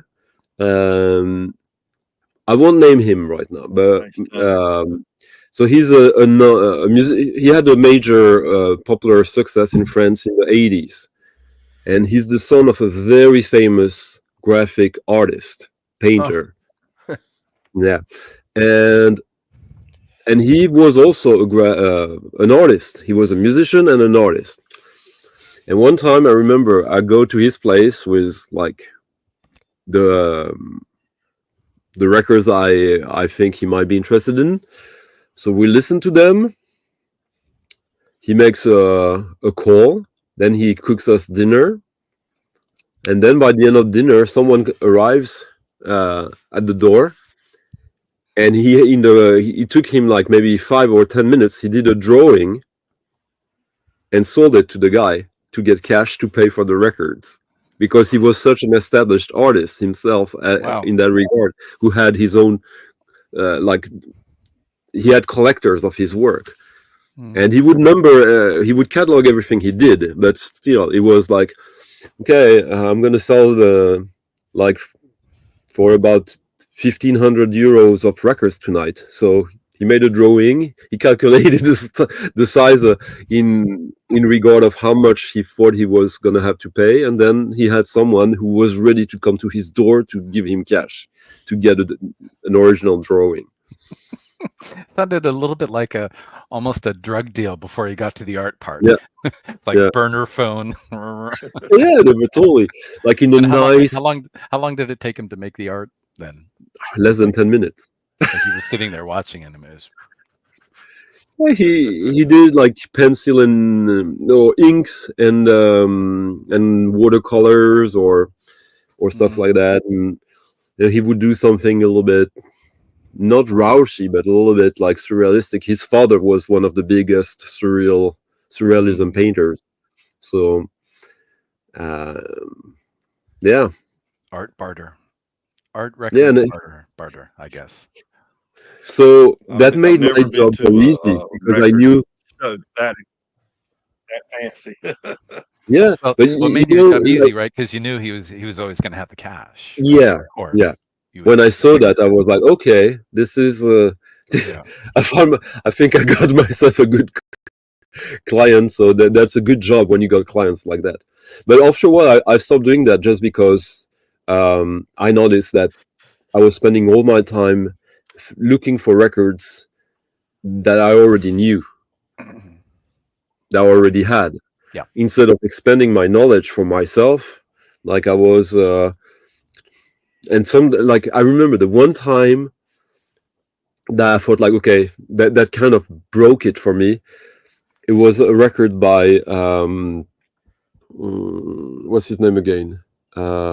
German composer who did like the name escapes me, but so it was basically a 200 euro record, and he wanted it, and I told him, oh yeah, I have it. And in my mind, I remember there was a copy of it on Discogs for about 150, no, on the eBay for about 150, and I just needed to go and get it and like flip it, and so I could sell my copy already for 300 or something. And then I did, and getting back the record for my collection felt like homework, like school, and not in a pleasant way. And then the record was sold before I got to buy it, and I was like, oh no. It kind of like killed the fun of it for me. Yeah, no, that makes sense, right? When you're flipping, when you're selling, you're buying stuff that you know, and that you know other people are going to want, right? So they're not unknowns. You're not, as you're saying, Stunty, kind of stretching out there, right? You know. But I knew I had friends who were really good at it, and that made me realize from the get-go that was only for me going to be a temporary thing, because in order to be a good record dealer, everything has to be for sale. You have to have a price for everything, and that's not the case with how I do records and music. Yeah, I want to be a professional seller, but that means something completely different. Just means I want to sell a bunch of stuff so I can buy more. I want to be Greg, professional about my space. ears really. Sorry, Elliott? My ears really perked up when I heard you say you were thinking about going to a record show and selling. That's what I've been doing the last couple of years. And as an amateur, someone with an amateur seller, I guess, not a pro dealer like, Stunty's talking about, there's definitely a difference. You've got these professional dealers that come in and they work a circuit and they travel, like gypsies traveling from one record show to another. And then you usually you said you're in Toronto, I believe. Yeah. Is that right, Greg? Yes. Toronto. Yes. Yeah. At a Toronto show, you're probably going to have several people like you that'll have tables set up. They're not going, far away to sell records or do it every weekend. They're going to sell at maybe a few shows a year in Toronto area, and that's what I've been doing. I've been selling at a large city near me at their 4 times a year now. 4 times a year show. And I branched out this year, and I did a smaller scale show, because there's different types of shows, of course. I went to a neighborhood pub or neighborhood bar that was doing, I guess you'd call it a pop-up, there were 6 of us selling there on a Sunday afternoon. And surprisingly, I sold more records at that than I had the previous big traditional shows taking place at a conference room in a hotel and things like that. And then I just did the big show last Sunday and did pretty well at that one. Yeah. So when you say, Elliott, can I jump in? The best I can.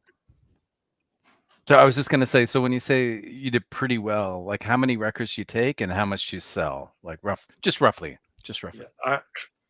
Yeah, I can tell you exactly how many records I took and how many I sold, in fact, because I kind of keep up with that. I'm kind of like that. I have 8 boxes. I put 65 records in each box. Here's important: don't cram those boxes so full that people can't thumb through them and see what you've got, without having to pull and struggle to pull things out. So boxes that'll hold about 80, I have about 65 in, or exactly 65, because I try to keep up with it. 65, 8 boxes of 65 gives you 520 records, 1 6-foot table, 520 records. And as far as pricing, if you price them if I've heard people say, I just want to get in there and sell, get a bunch of records sold. If you price them too low, other people, before the show even starts or during the show, people with the professional dealers will come around knowing that you've got something that they can sell for 30 or 40% more than you've got it priced. They'll buy up all your records. And if all your objective is to sell a bunch of records, you can probably have most of it done before the show starts, if you're going to price them that low. But I try to price them a little below what you can get them at a brick and mortar or on Discogs, but with enough room to negotiate and come down on the price if somebody buys multiple records from you, or if it's a $40 record, come down a little bit from that. If somebody wants to negotiate, people like to negotiate, people like to get a deal, and so leave a little flexibility there, but don't price them so low that that the other dealers just gonna come up and buy them all up, unless you just need to get rid of them. And as far as how many I sold at the neighborhood pub pop-up, I sold 39 records. And at the traditional convention record show at a convention hall, I sold 29 records. I sold about a little less than $500 worth of records each time. Everything from a $6 or $4 record to I sold a mono 66 mono OG Pet Sounds in poor condition for $50. When I say poor, I mean it was a G plus. It was a record played with a lot of surface noise. Sold it for $50. First time I'd ever try to sell that one. But most of what I sold for a little less than Discogs, and people would buy. If they showed me 4 records that totaled up to $76, I'd say just give me 70. Or one guy brought me $114 worth of records, and he says, can you help me on this? And I said, just give me 100. And that was like a Europe 72, Grateful Dead Europe 72 that I had marked for 50, and an Allman Brothers that was 22, and things like that. So I'd come off a few dollars off of each one to make it come out for 100. So I would consider anytime you sell more than 20 records at a show to it be a successful show. I've gone in there and sold 11 or 12 or 13 records before, and that's very disappointing. I don't know what they charge in Toronto, but I usually have to pay about, I think, $55 for a 6-foot table is what I pay. For the table? Yeah. I paid as think it little would as be a bit more than $25 for a that. table. Yeah, I think it'd be a bit more than that here for a table. So yeah, you need to do the calculation, right? You know. But Stunty, you're going to Den Bosch soon, aren't you? Yeah, me and Romuald were going there, and cool. I've been preparing for that for quite a while now, like researching all the dealers that are announced as much as I can, thinking of should I bring some records for trade? If so, which ones? Like for me, like what Elliott was describing, I mean, everything, if it works for you, it works for you. But like, I mean, do you buy records with the intention to flip, Elliott? Sometimes, yes.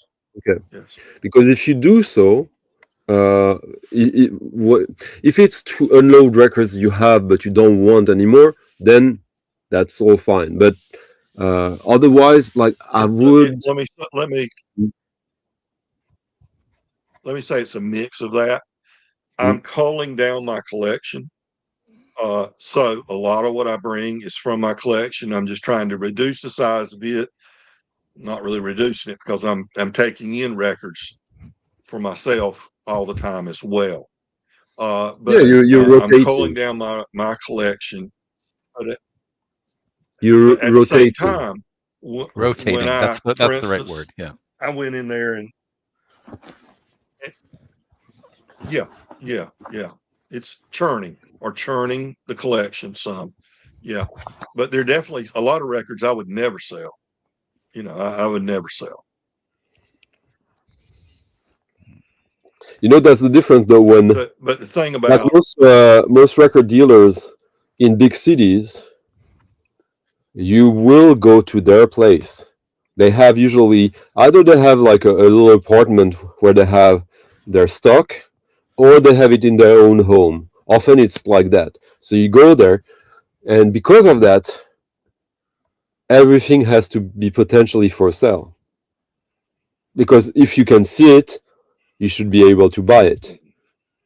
Otherwise, and you go into their place. You mean you make an appointment and you go into their place? Yeah, there's a couple places in Toronto like that, but they just put everything on a website, and then the fellow comes down from his apartment and has your LP and pats you on the shoulder. And I wouldn't let anybody in my house look at it. That's the thing, right, Elliott? You know, do you want someone coming in your house and then knocking on the door saying, "This is VG minus"? I do not. Elliott, this is VG. Yeah, but the thing though, Greg, is that like I do not.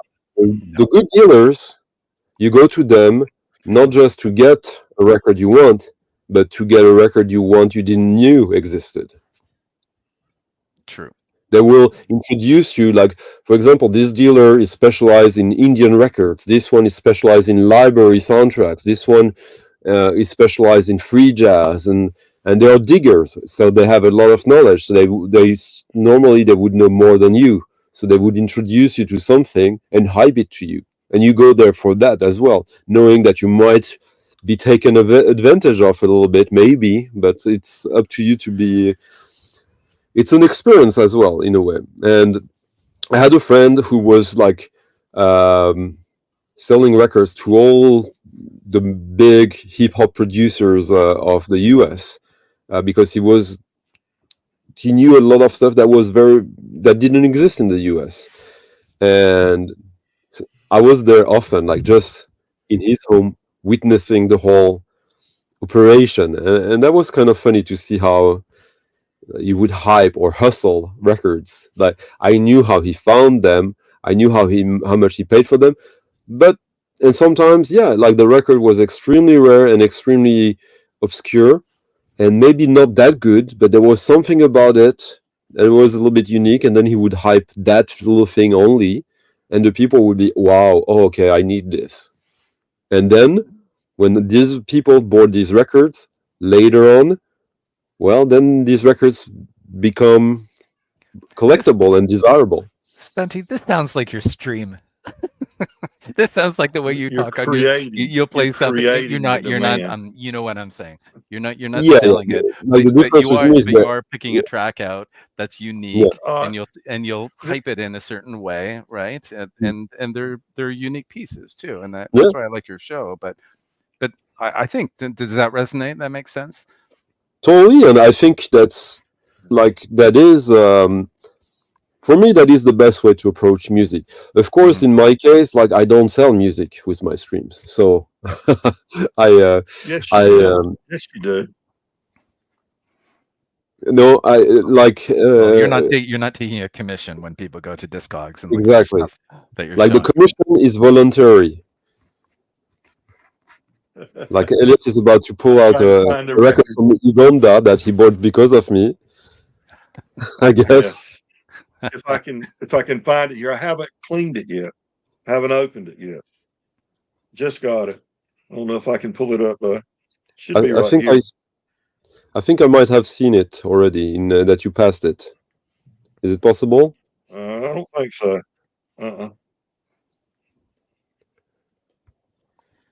I'll come to it though. You got good eyes there, Stunty. Oh yeah, good glasses. Yeah. Oh yeah, I bought this after listening to Stunty's show. It's African artist from Uganda. I don't even know how to say Central East Africa, like on the coast of the East Coast. Yeah, and it's amazing. What is his name again? Because they don't even print it very well on here. I can't even read it on here. But I haven't even taken it, haven't even broken the seal on it yet. But I'm looking forward to it. Is that something similar? No. Yeah. No. Unless you would brush all African music with no. African music. Everyone's pulling out their Mr. Bongo now. Yeah. Well, yesterday on my stream I played. Oh, nice. Yeah, that one. That's awesome. Yep. I played two of the Okora. The person. Go on, Elliott. The person beside me at the record show, the last one I did, I was a couple about my age, and it was the lady, his wife, Meredith, her father's jazz record collection. That's what he was selling. And they didn't know that much about jazz, but her father had great taste in jazz, and they were selling off his collection. They were not selling them cheap though.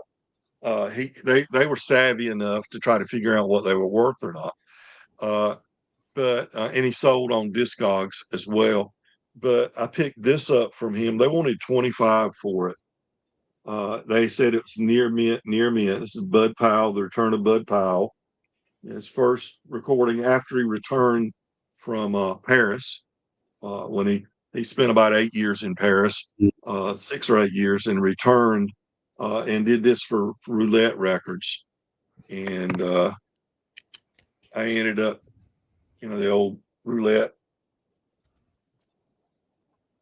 label. He wanted $25 for it. I said, but I knew he was negotiable. You couldn't negotiate. I said, what's the least you'll take? And I didn't look it up to see what its selling value was. But he said, I'll take 20 for it, which, he's coming off 20% there. I thought that was reasonable. So I gave him $20 for it. And I looked it up. I could have got it. I don't know what it was selling. I'm thinking it would sell for $20 or more at a brick and mortar. But I looked it up on Discogs, and I could have got it for $12 to $14 plus shipping, which would be slightly less than $20, but not that much difference. But so you see some unique sellers there. I think that was a unique seller. His father-in-law's record collection, and I mean they had 500 or 600 records there, and they were all her father, and almost every single one of them was a jazz record. So you just never know what you're going to see at a show like that. Yeah. Yeah, well, the show I went to in Stockholm 2 weeks ago, there really was maybe only like three tables that were interesting to me, both in terms of what they had and the pricing. And it was actually a big show. It felt small in a way, but there was probably like 120 tables at least. That's a lot. But yeah, that's a lot. Yeah, well, it's a capital. The ones I do are about 40 tables. It's about what 40 to 60 tables is a big show around here. And you know, some significantly less. Hey folks, I'm gonna have to bounce. One thing you have to be careful of if you go, Greg, if you go sell at a Greg. record show. Thanks for stopping by. Be careful that you. Yeah, go ahead. Just yep. I got to run, but I'll just hold for a second, Elliott. I appreciate the advice. When you're selling, just be careful you don't buy more than you sell. Kind of that was the best bit of advice. You kept it right for the end. I think that's the worst. Like, well, it See you guys later. Bye, Greg. See you soon. See you. Bye. See you, Greg. I think there's a slight, Elliott, just for some reason, just so you know, I think there's a slight delay with you getting the sound of us. I believe there might be, yeah. Which is weird because you have your ear, so it shouldn't be. But yeah, I'm having trouble with my computer. It won't go to my speaker. It switches and says it's on my computer. But okay. I was asking. I'm sorry, I was spinning there for a minute.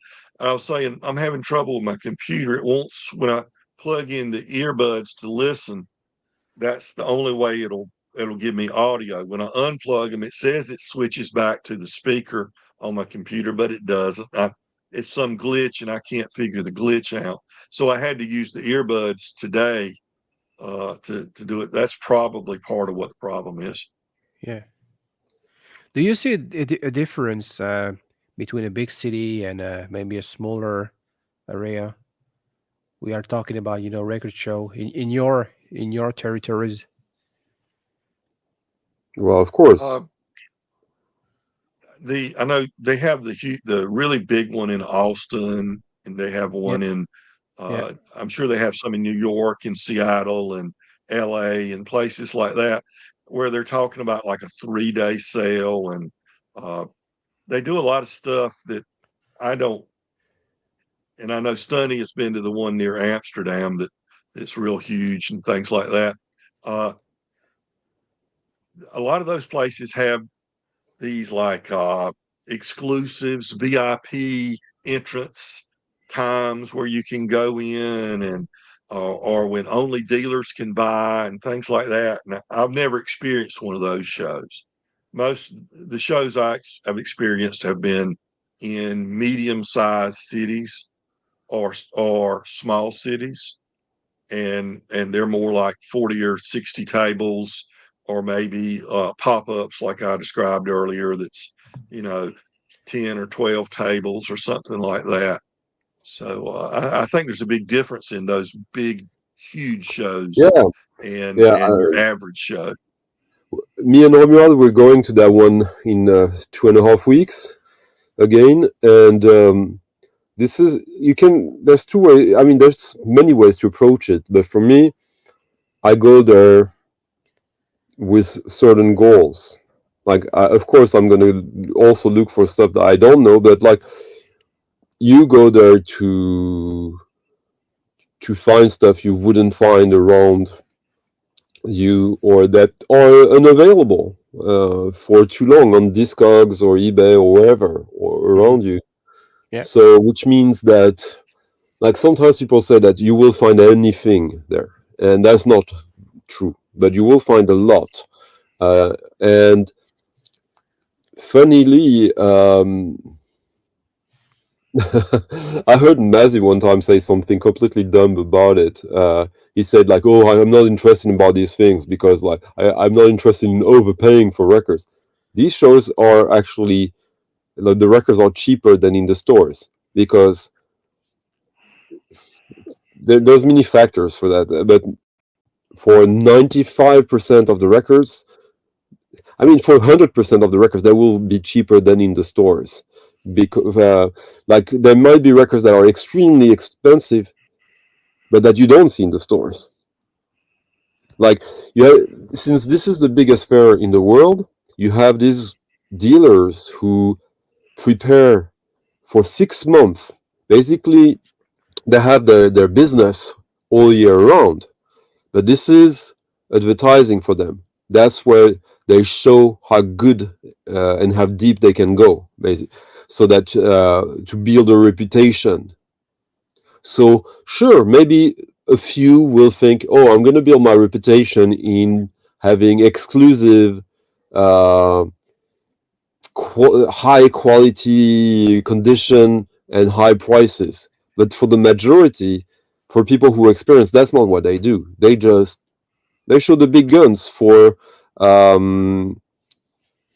often for a lot of money, but for the money it's supposed to go for, and you can always negotiate. It's rare that a record there is overpriced considering all the data you can gather, and sometimes you even get good deals. Like I bought last time I was there, I bought a record for, I think I paid like 10 or 15 euros for it, and sold it for 400 like 10 minutes later because I knew what it was. There's a misconception in some people's minds that a record show is supposed to be like going to the flea market to buy records, where you're going to pay a real low price, but you're at a flea market, you don't know what you're going to get as far as quality. And it's going to be haphazard. That's not the same thing as a record show. A record show is not intended to be a deep discount sale. It's going to be, hopefully, there are going to be people that sell they'll have their records marked too high. I mean, we see that all the time. But there are other people that have their records marked at well below the going rate in a record store on Discogs. But most people are going to be pretty much in the same range, in market value, I guess you'd say. Most people are going to be market value. And as you say, if you're at a record show selling and you're not willing to negotiate a price or come off on a price a little bit, then you're doing it wrong. You should 100%. Set your prices where you can have some wiggle room. And so, but it's not a discount house. It's not intended to come, a blowout sale or something like that. No, but some people complain that the prices are too high at record shows, but I don't think they're as high as they are at a brick and mortar. They're not, and especially like so. When I saw I can tell you from experience, like being on the phone on video conference at with friends of us from the VC at the Austin Record Fair, which is supposed to be the biggest one in the US, and then at the New York one, which is supposed to be one of the biggest one, but also the most quality one. I thought the prices at Austin were normal, if not good, not cheap, not bargains, but like good. And New York overpriced because it's New York. WFMU, right? If you come in from out of state. Yeah, I mean, there were records that you should pay like $85, $90 for that were priced at $160. And which means that if you negotiate, you will get them for $125, $130. It's still too much. But then it's New York. I don't know how much the table is. If you go to New York to sell records from out of town, if you're from out of town and you go to New York to sell records, just think of the the cost to spend the night. You figure you got to get there a night early. Hotel costs would be double or triple what you would have in a normal, a normal city if you were going to the price of do an overnight trip. What would be the price of a budget hotel room in New York, in the city, and not like 45 minutes away from the 250? A lot. I don't know, but a lot. Yeah, 200. Yeah. But yeah, so Den Bosch, like the record fair near Amsterdam, or like an hour away from Amsterdam by train. The city is just any sort of little countryside city in a way. So there's nothing really going on for that city. So there's no reason why things should be expensive. So the only thing that is expensive with the record fair is if you want to have, like as you say, the special ticket, like that gets you early access the day before. That is, I think, it's a little bit overpriced. Like I think if you go on the regular days, it's like, well, you'll see how ridiculous it is in this case. Like, so I think the normal price is probably like 15 euros a day if you go on the Saturday or Sunday. 20 or something euros. 20? Okay, 20. And if you want the 3-day pass that gives you access to the Friday, then it's 80. Yeah. But in the end, I can guarantee you, Elliott, it's worth it. It's really worth it because of two things that are quite logical.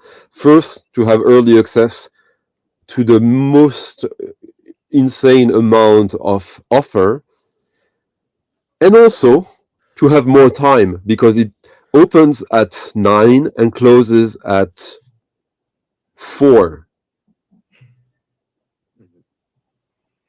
9 a.m., 4 p.m., which means that 700 plus tables. You never cover that. So if you have one extra day, you're happy with that. You're very, very happy. I cannot imagine that large a record show. That's huge. That is huge. It's basically 2 big airport warehouses. Terminal, yeah. Yeah. Wow. Which is why. Well, my equivalent of that is I've got.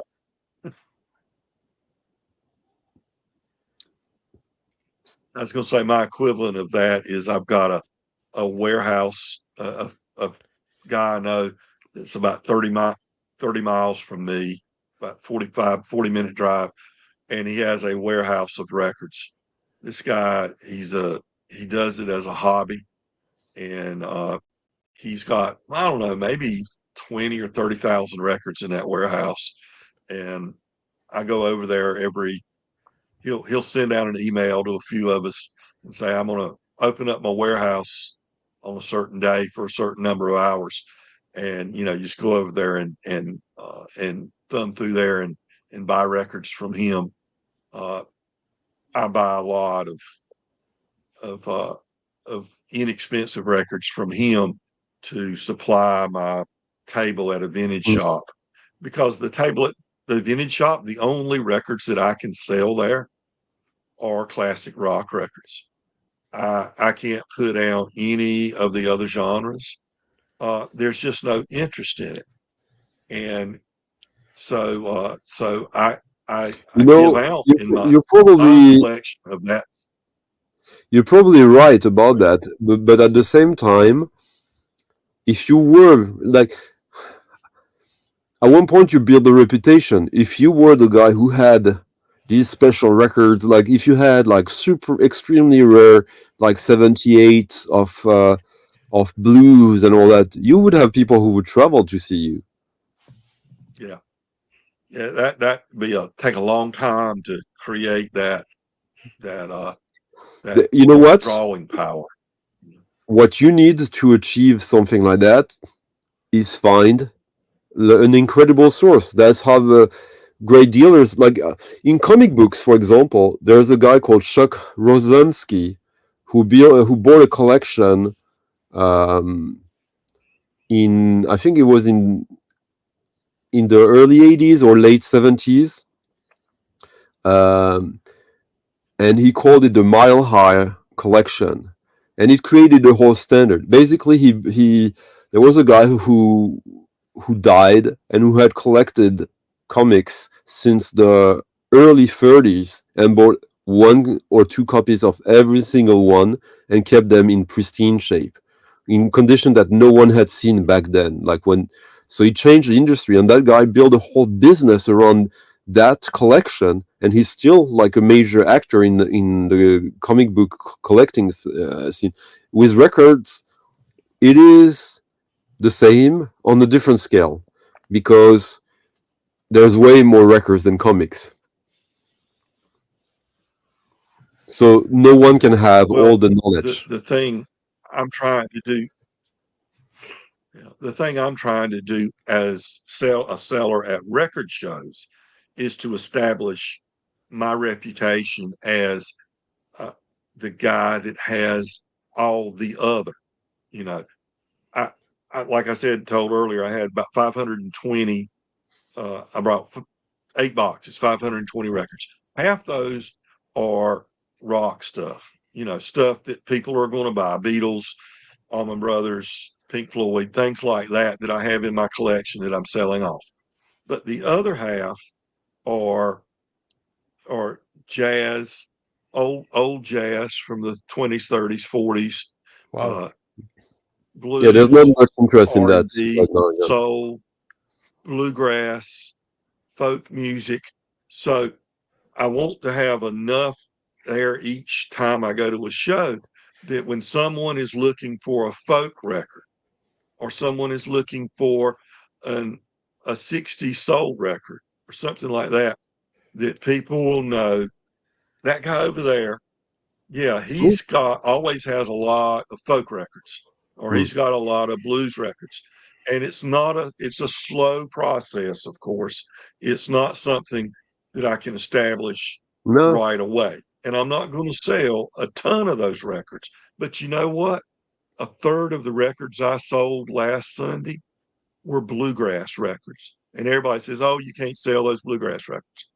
I sold 2 bluegrass records for $30 each. I sold a bunch for $6, $8, $10.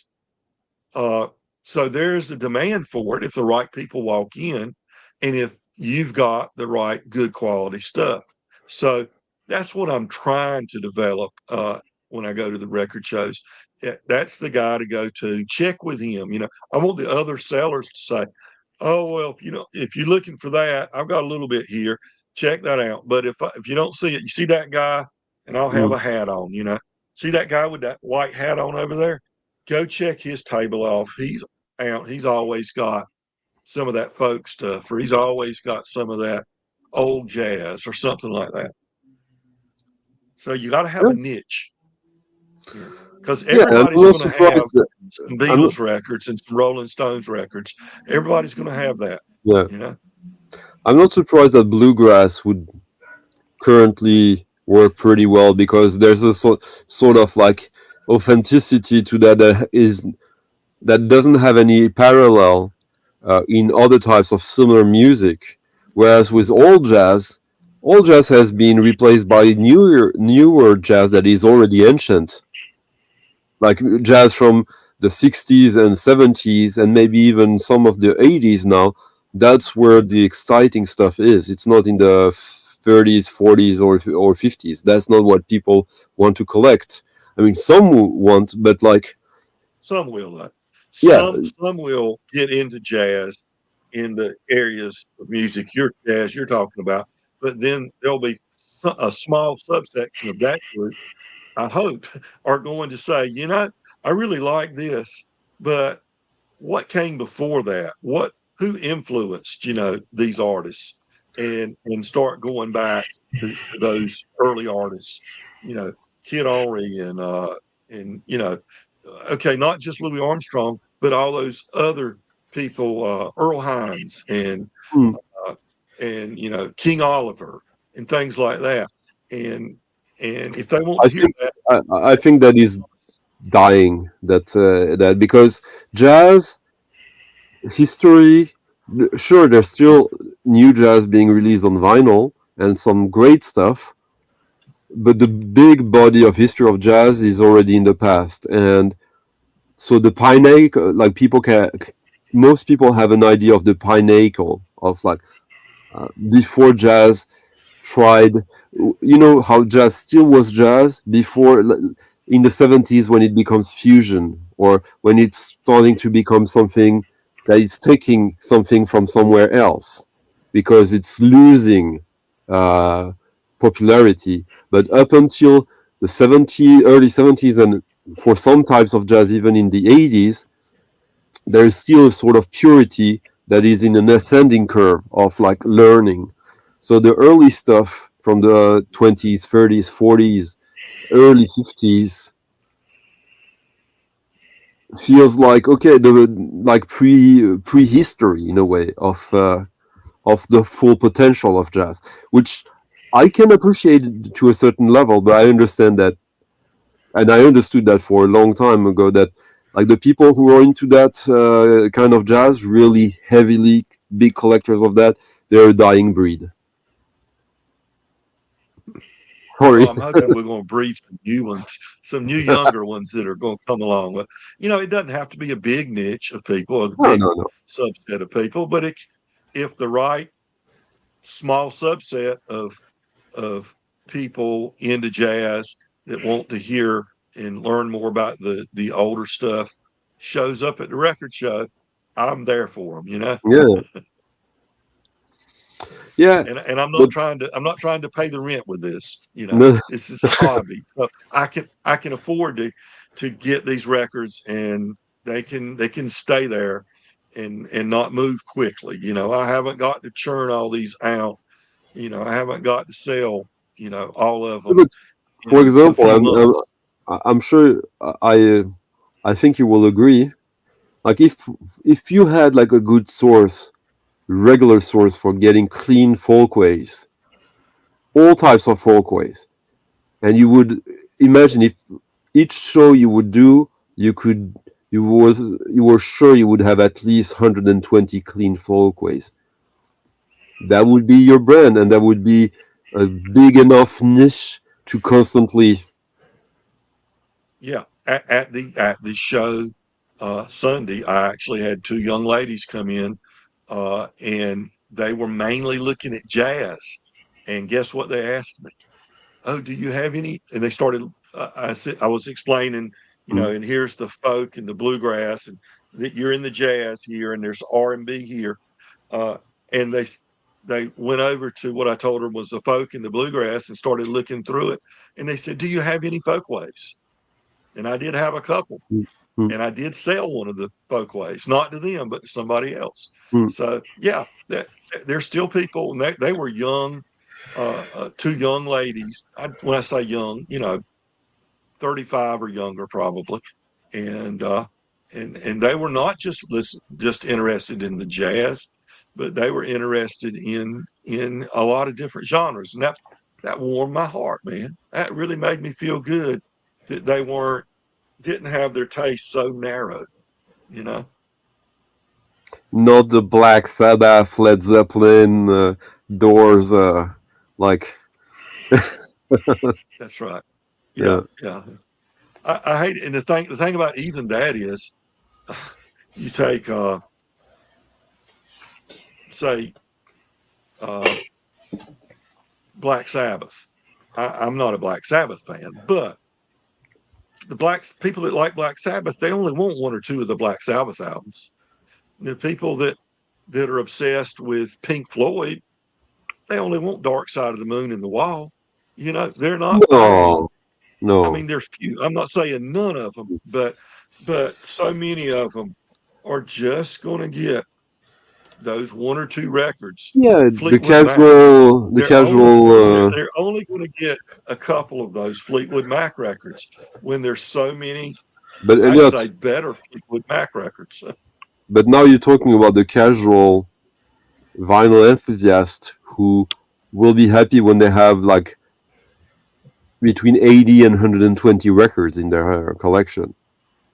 Yeah, they consider that a huge collection. You know, of course, for us record collectors, we think, oh, you know, that's all nothing. You know, that's all thanks or because to the classic radio stations. And I have to admit, as a young guy, I was born in France in the 80s. Discovering classic rock radio station, first travel to North America was something great, because you get to know so much things blast from the past. But there is a moment in the life you have to say, hey, okay, it's covered. You know, it's you won't be learning something new. So they still playing the same stuff. So it's fine when you never knew about music from the 60s, blues, hard rock. It's a great way to discover. But when you listen to this all day long and work after 10 years, maybe it's time to say, okay, quit. And yeah, I'm basically going to sell almost all my rock records, and I got, you know, probably 6 or 7, maybe 1,000 rock records. I just don't listen to them anymore. I just don't. I don't listen to. I haven't listened to a Rolling Stones record unless I was play grading it to sell it, probably in 5 or 6 or more years. Yeah. I just don't listen.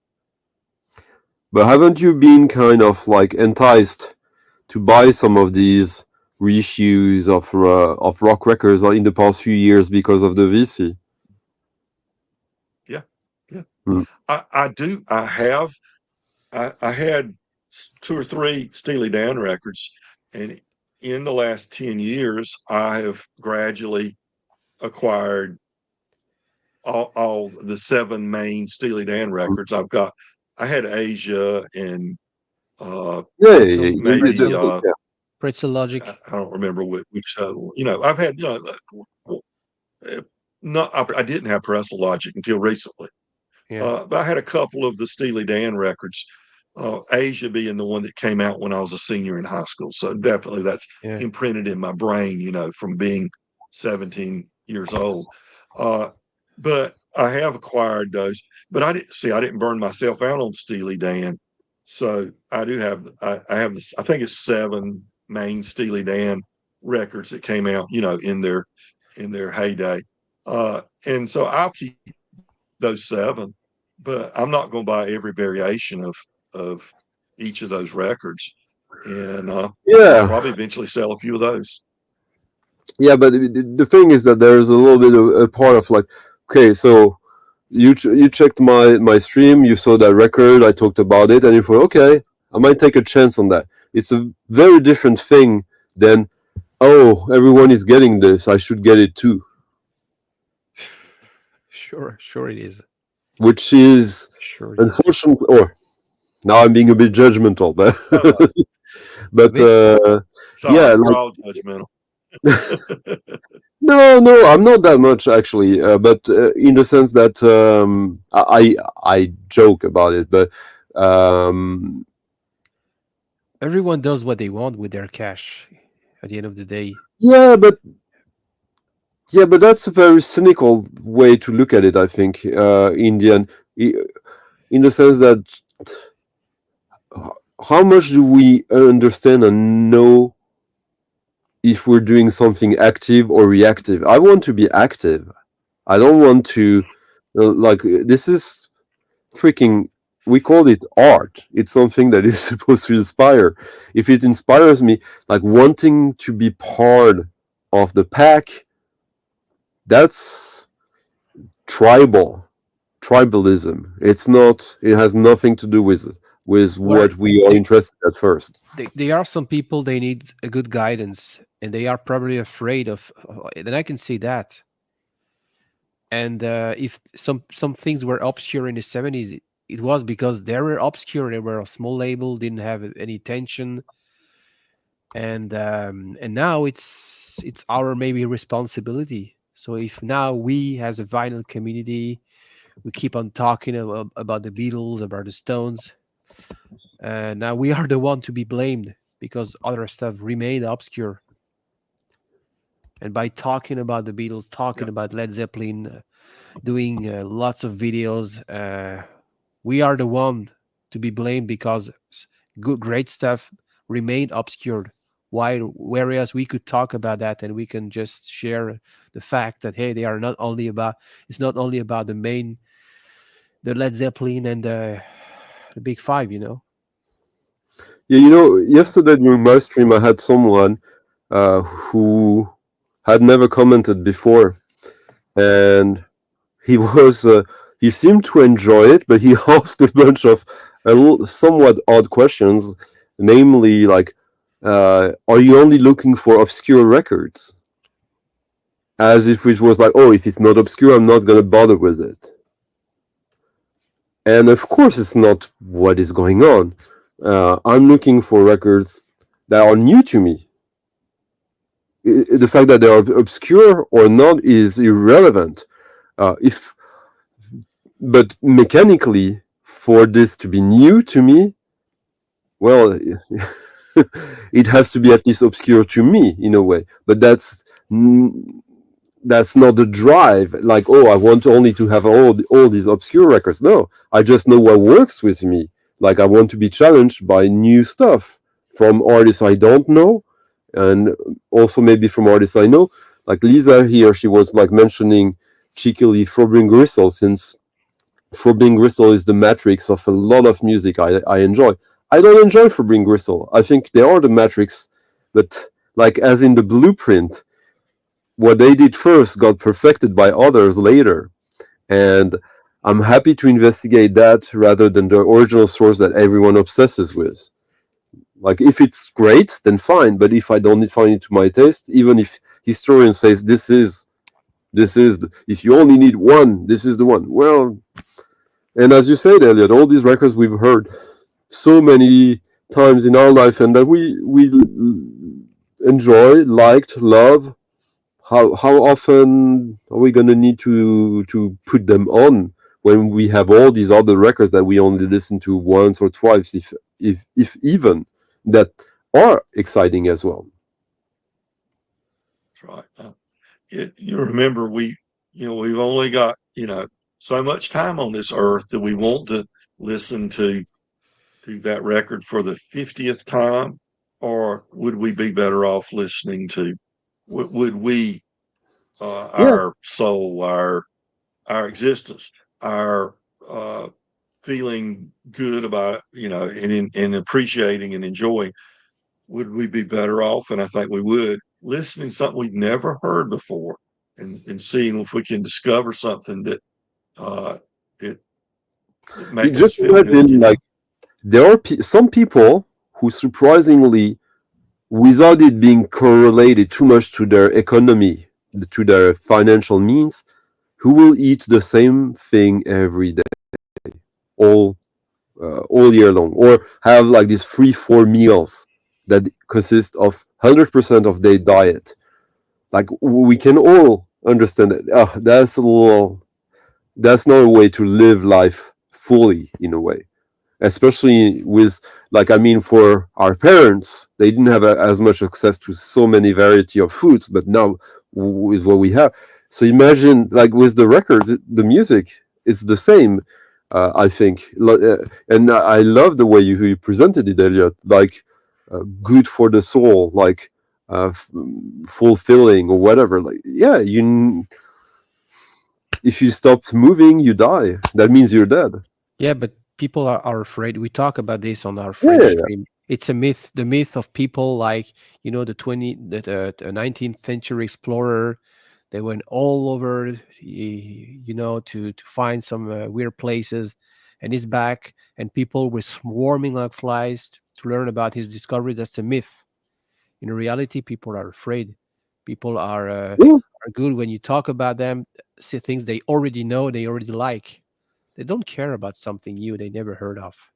There are some people, but the majority, you have to reassure them. I think it's it's not necessarily, black and white. It's more that before the need to expand, to change yourself, the need to belong is stronger with a lot of people. Primes these other needs, unfortunately, and that is because you are correct, in my opinion, with your assessment that this is grounded in fear, because, and the proof of the pudding in the pudding is that, yeah, they want to belong. That's why a lot of us at one point succumb to buying this thing that everyone is talking about, even if we're not sure that that's what we actually intimately desire. Yeah. But we want to belong, or we want to feel like that. Oh yeah, FOMO is real. That's a real symptom we have, but sometimes it works out. I'll give you a FOMO record that Hey, I Rob. bought. FOMO got me was that Art Pepper record that came out at Record Store Day. Art Pepper and what's the name of that thing? It's actually I bought it because of FOMO. I felt this need to get this record because everybody was saying, oh, this is the one you got to get. This is the one that's going to be. This is really great. So, Elliott, and if I ended up buying it. If you let me and enjoy interject, it. That's a good thing. It's what's interesting is that the FOMO you're describing is not the traditional FOMO, fear of missing something, fear of missing that is gonna be sold out. It's fear of missing to be part of the group. It's Right, that kind of right. FOMO. It's yeah. Yeah, fear of missing out. That's But yeah. when you see the young people with the Twitter, with the short video, Mhm. it's all about, hey, you have to. I'm a fear of missing everything which is new, which pops on my phone. So video has to be short, and you don't even go deeper into that information because you cannot. You cannot. But at least at the end of the day, you have consumed or you have watched everything. Yes, Richard, to each their own, as you said, but at the same time, we can still feel that it's like try to understand why it is so, and identify or think we identify more holistic ways than others to for yourself. Because if you do this whole thing for the others, then you're not doing it right. If you do it for yourself, then there's different ways to do it, and ways that are, I mean, when Self-aware. You yeah, need to be self-aware. yeah. Yeah. Or you don't need to, but when you are, it's so rewarding and so empowering that, like, I'm not even judgmental of others. It's just like when you feel that potential, that power you get, like, you want everyone to have that as well. You want to share it. You don't want and not in a sense of like belonging and having everyone the same. Just like, wouldn't it be cool if everyone had like really strong opinions and strong taste, and like could like really live to their full potential, their passion? Like, of course, that's an ideal in a way, but and like, it depends where you are, your means, and all that. But I'll be honest, a lot of it is about your means. mm, Before I had my house paid off, I couldn't enjoy the variety of music I can now because I couldn't afford yeah. to consume as nearly as much music as I do now. I couldn't afford it. Well, you still have Having the house paid off is wonderful. It's a wonderful thing. if it's all about music, you can still nowadays, and for the past like 20-25 years, you can consume music online fairly easily and discover a lot of stuff. Yeah, I've never enjoyed streaming. I mean, when I buy a new car, if I ever end up buying a new car, I'll probably get one of those streaming services or something on the car.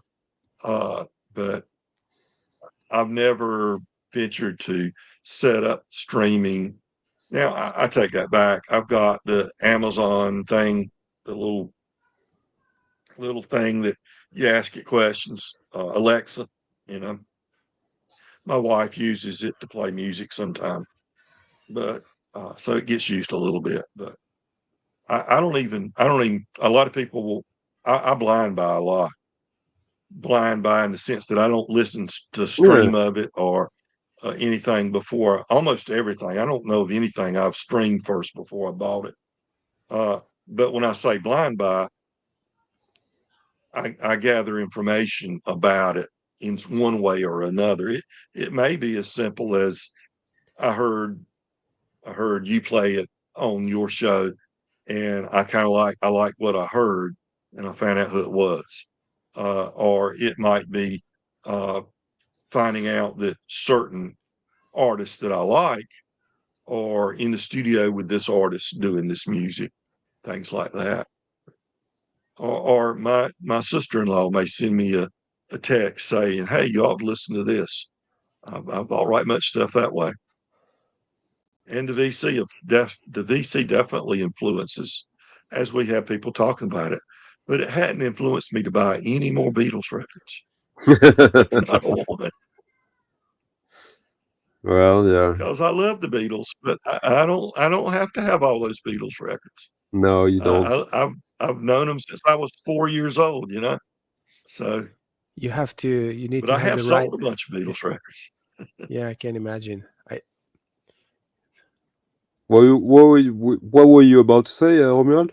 Yeah, you only need the right. When I started to collect vinyl again, yeah, I wanted to have the OG UK press mono, and so yeah, I spent some 6 month, 8 month traveling, and I could easily get a hold of each of them, and now it's fine. I have them. On to the next.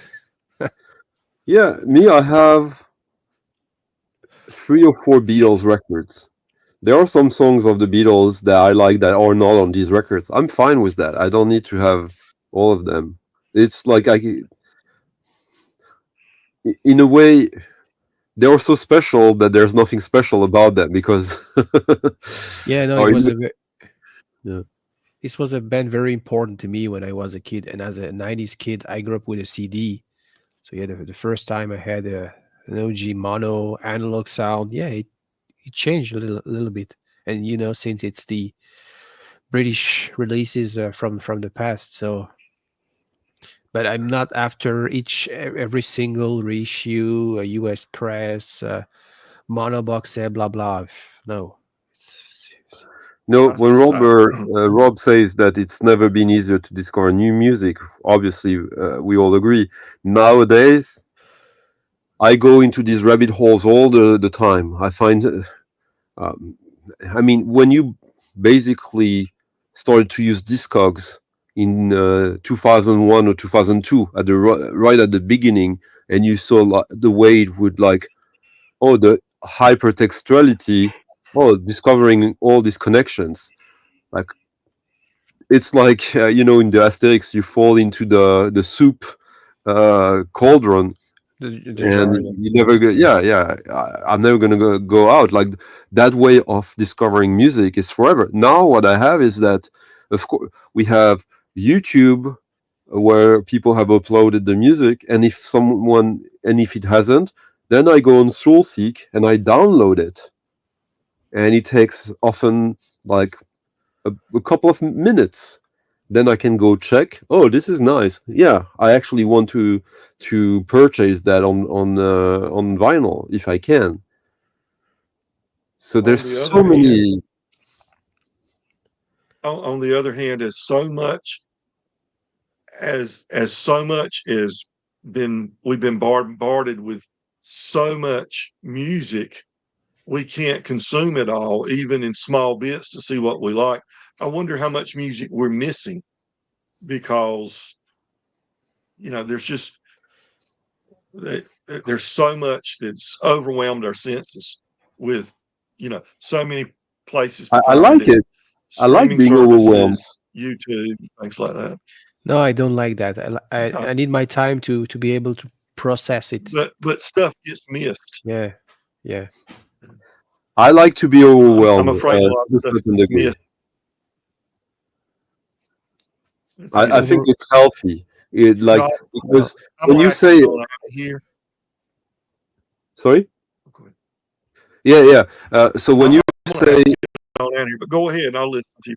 Yeah, when you say that you wonder how much there is out there that we don't know of, well, you don't need to wonder. We all know that there's like so much more than we know of. The fact that all of us here have an affinity for vinyl can come from different directions. For me, I understand that it's limited to the Western world for the most part nowadays, but at the same time, it's a sort of pre-curation.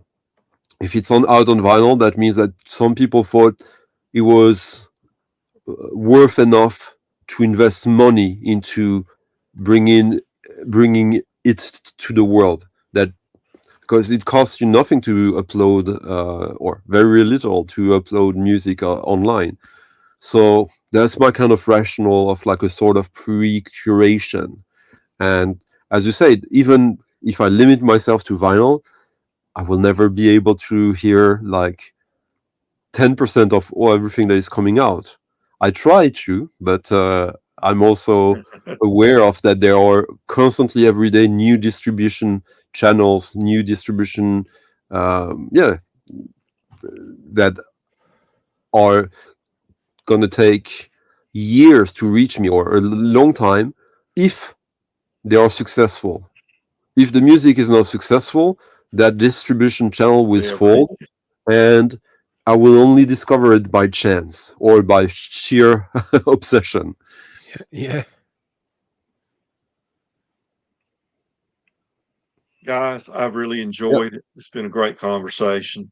I'm going to have to step on out. Y'all take care. Yeah, thanks for stopping by, Elliott. You too. Take care.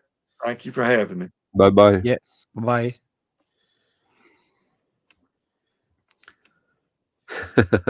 Yeah, just our friend Esther here, who writes in French here.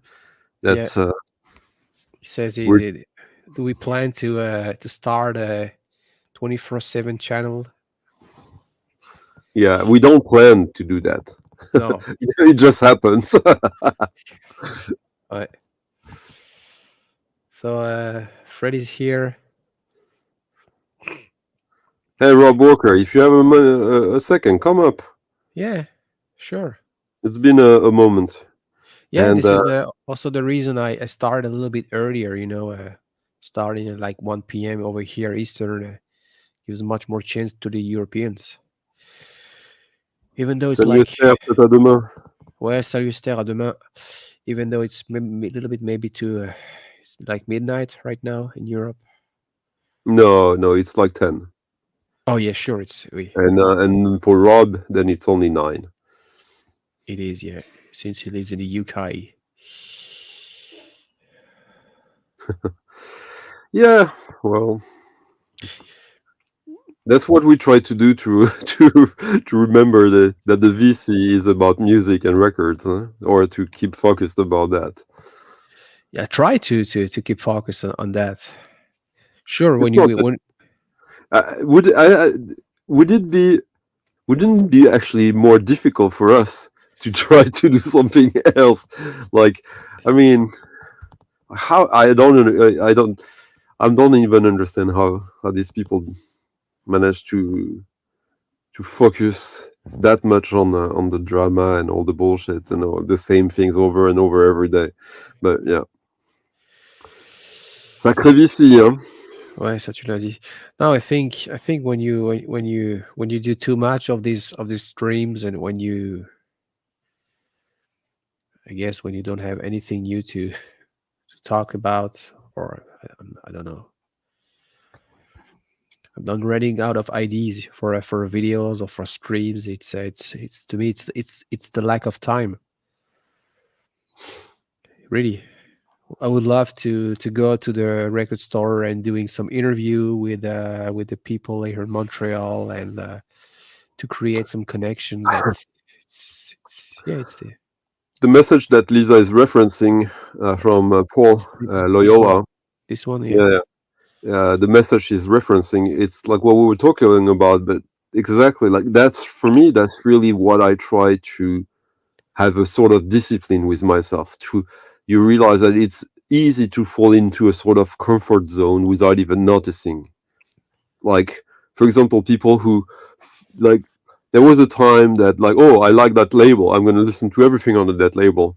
Of course, then you can be critical, but when you have, it's the same thing with the information, the news, like to try to have several sources and to find new sources on the regular as much as possible, which is, of course, a sort of investment in time. But nowadays we have access to the information pretty easily. We have a smartphone or internet, and it works. But I have the feeling that most of the people, they only scratch the surface because fear of missing out. The feeling, or the certitude. No, the certitude. Now I don't even know for sure. And I think back in the days when, for instance, when my father was young, he had to write a book to buy a magazine, to go searching for the information. Was much more harder, but people went like, "Oh, hello, hi, how are you doing? Not too bad." Is that a Man City sweater No. you have? It's funny because Arsenal got beat, didn't they? Oh, okay. Yeah, Saliba got sent off in the first half. Wow. So they got beat 2-0 by Bournemouth. So City are playing Wolves tomorrow, so hopefully that'll be a win. So oh well. Yeah. So yeah, I'm going Den Bosch, but I'm going in April. So were you there in April, Stunty? Maybe it depends on how well I do this time. Yeah. So what decided you to go in April, outside of maybe on sheer opportunity? Yeah. Well, when I went on that meetup, when I met Mazzy and there was a few other people, and we got talking about, well, I mentioned it about going over to Den Bosch, but it's a little bit close to, being able to arrange it. There's a few people. So I guess that for you, going to Den Bosch is not that much more complicated than going to London. No. Well, I used to date someone in Den Bosch. Yeah, I remember you have the Netherlands. I have, yeah. So, fever. Not out of the question either. So you never know, do you? But yeah, because it used to be in Utrecht, didn't it? The fair. Sorry. Oh yeah. In Utrecht, didn't it? So was it? It was a big fair in Utrecht, though, wasn't it, as well? Yeah, exactly. Yeah. It was still like a big fair, wasn't it? But yeah. I've seen footage of, Den Bosch. I'm looking forward to it. It'll be good. Yeah, and what's the budget? I mean, it's hard, isn't it, to give yourself a budget? You guys will drive. I was told you will go by car. Yeah, we're making it into a bit of a lads, one of these, like one of these American movies, in an RV. Well, we're not getting an RV, but you know what I mean. So it's, I think we're going on the Friday and we're going to come back on the Monday. Yeah. So I mean, maybe you probably, yeah. Hey, David, you probably don't care for that, but guess who I'm going to with this time? What? Who's going to be there? Who I'm going to be sharing an Airbnb with, and going the whole 4 days together with. Who? Not me. Who? Michael? Steve Davis. Oh yeah. That'd be good. Yeah, That's fun. I wouldn't mind going just to meet. I'm not bothered about meeting you. I want to meet Steve Davis. I've seen you. You did a bit of a Q&A with him, didn't you? Yeah, it was his band where I did a sort of interview. Yeah. He's a really nice chap, like down to earth, and I can remember though in the sort of late 80s, it was sort of getting out a little bit that he did a little bit of DJing, but it wasn't really taken. You know, it was sort of ridiculed a little bit. Yeah. He's fully into it, isn't he? Well, so he, like when he started to get a little bit of money in the 70s, playing professionally, he was into Northern Soul. No, first he was into like Canterbury rock and stuff like that. Yeah. And then when he got a little bit of money, you know, a little bit like what we were talking about, like this seems cool, Northern Soul, and he built himself a great collection of Northern Soul, except that he never loved it. Right. And now he's honest with himself. He knows what he likes, what he burns for. He does it. He does the music. The music is great. He loves releasing the music on his own, like private label, on other stuff. And he loves discovering new music and challenging himself, which is like it's amazing for a guy like that. That you would expect that everything is already boxed in his head. Yeah, exactly. Yeah, because he must be 65 maybe. He's probably 5-6 years older than me. Yeah, about that. Like I think he's like 63, something like that. Yeah, he's a few years older than me. So yeah, he was. I mean, he still does commentary. You know, analysing snooker. Yeah. He's still a pretty familiar face to most people. Yeah, he's a mainstay popular culture figure. Yeah. If you ask people in the UK I think it's funny. I'm pretty sure he won Sports Personality of the Year, but he was kind of. People used to take the mickey out. Used to call him Steve Interesting Davis. You know, do you remember Spitting Image? Yeah. We had the same in France. The puppets. Yeah. They had they used to have a puppet of him, like Steve Interesting Davis. It was kind of his name. Yeah, well, he transitioned from boring Steve to interesting Steve. Yeah. They just kind of had a play on words there. So yeah. But last time I was in Den Bosch, Liam was there with a pal of his. Liam. Fun. Yeah. Is Liam going this time? I don't know. I mean, Liam he's open-minded, but to a certain degree. Like, so he goes there to look for. He wants his prog rock. He wants his original King Crimson and all that. But like he doesn't like it's. He doesn't live the whole thing to half its potential. I think you have your quirks, but you're more open-minded than him. Yeah.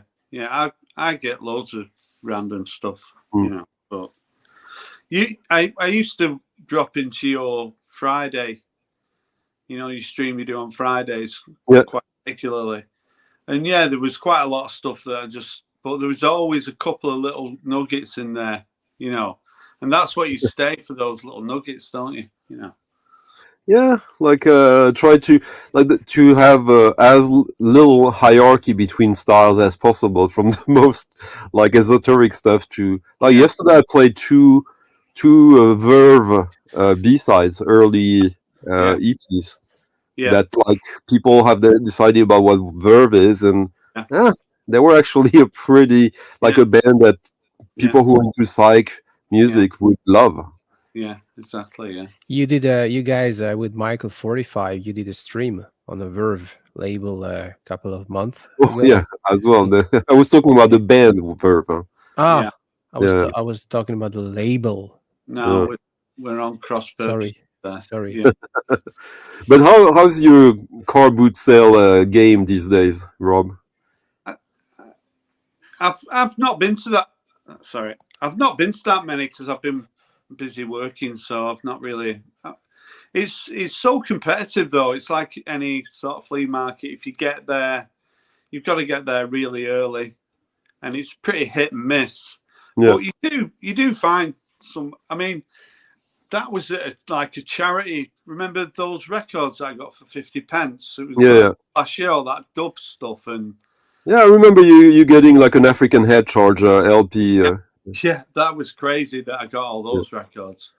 It's not a crazy expensive record. It's like a 25, 30 quid record, but still, you don't see it often. And no, a lot of those records were like that.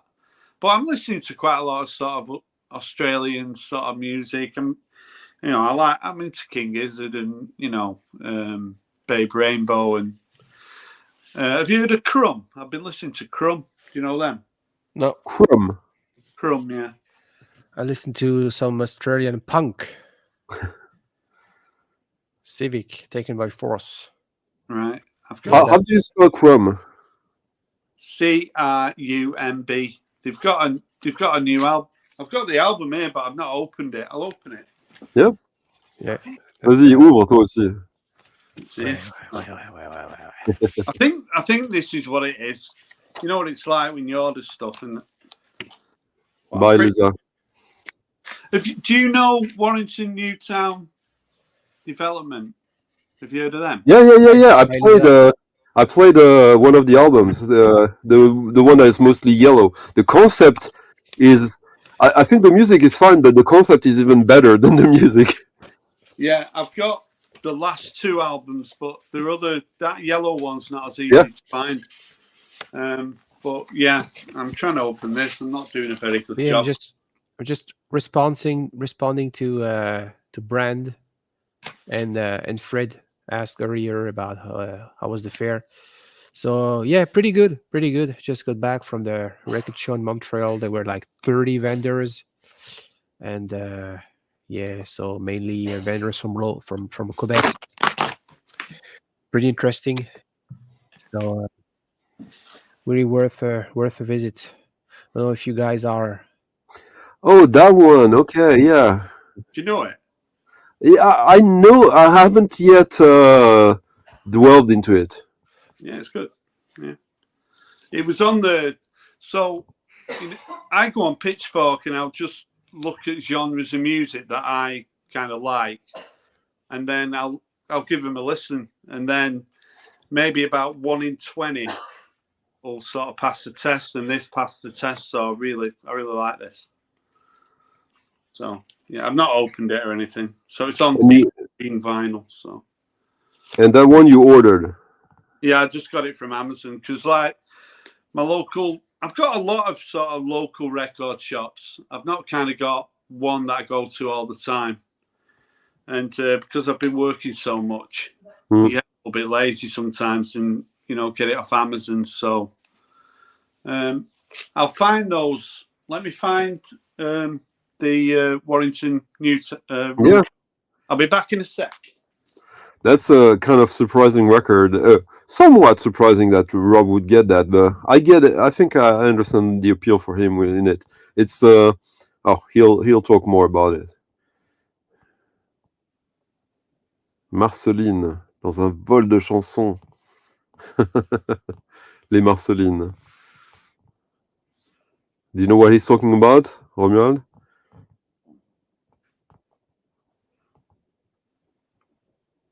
Yakubian, is that like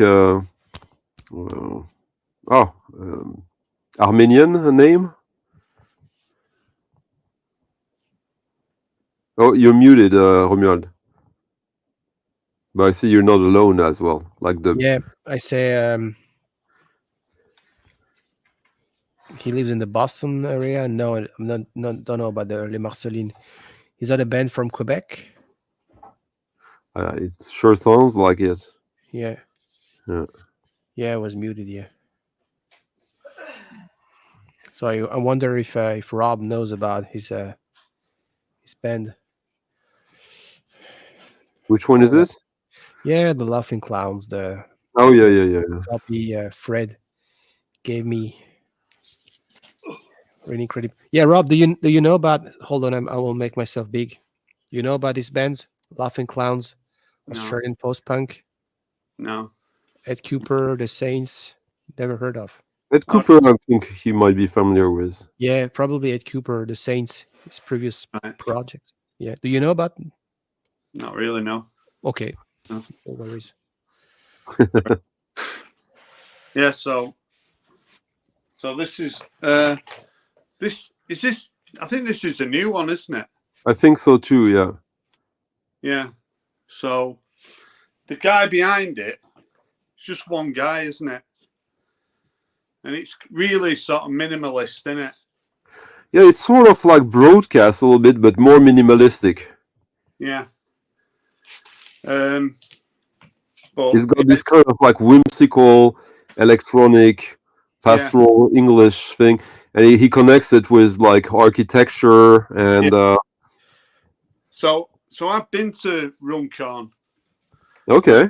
With an ex-girlfriend, and it's in the sort of late 60s, early 70s. It was like it's like a new town.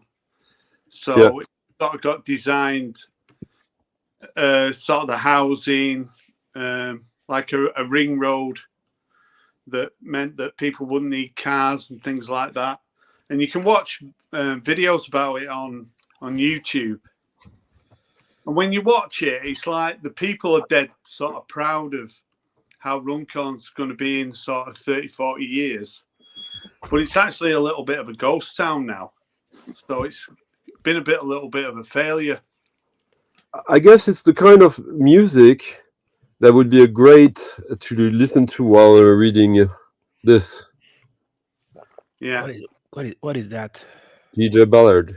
It is sort of, I mean, I listen to this at work when I'm sort of testing, and it's just like really sort of nice sort of background music. I mean but it's just really good, but it's got some of it's like a little bit sort of Blade Runner-y as well, but that's probably a bit lazy, but it has that feel about it. It can be, it's also a little bit creepy at times.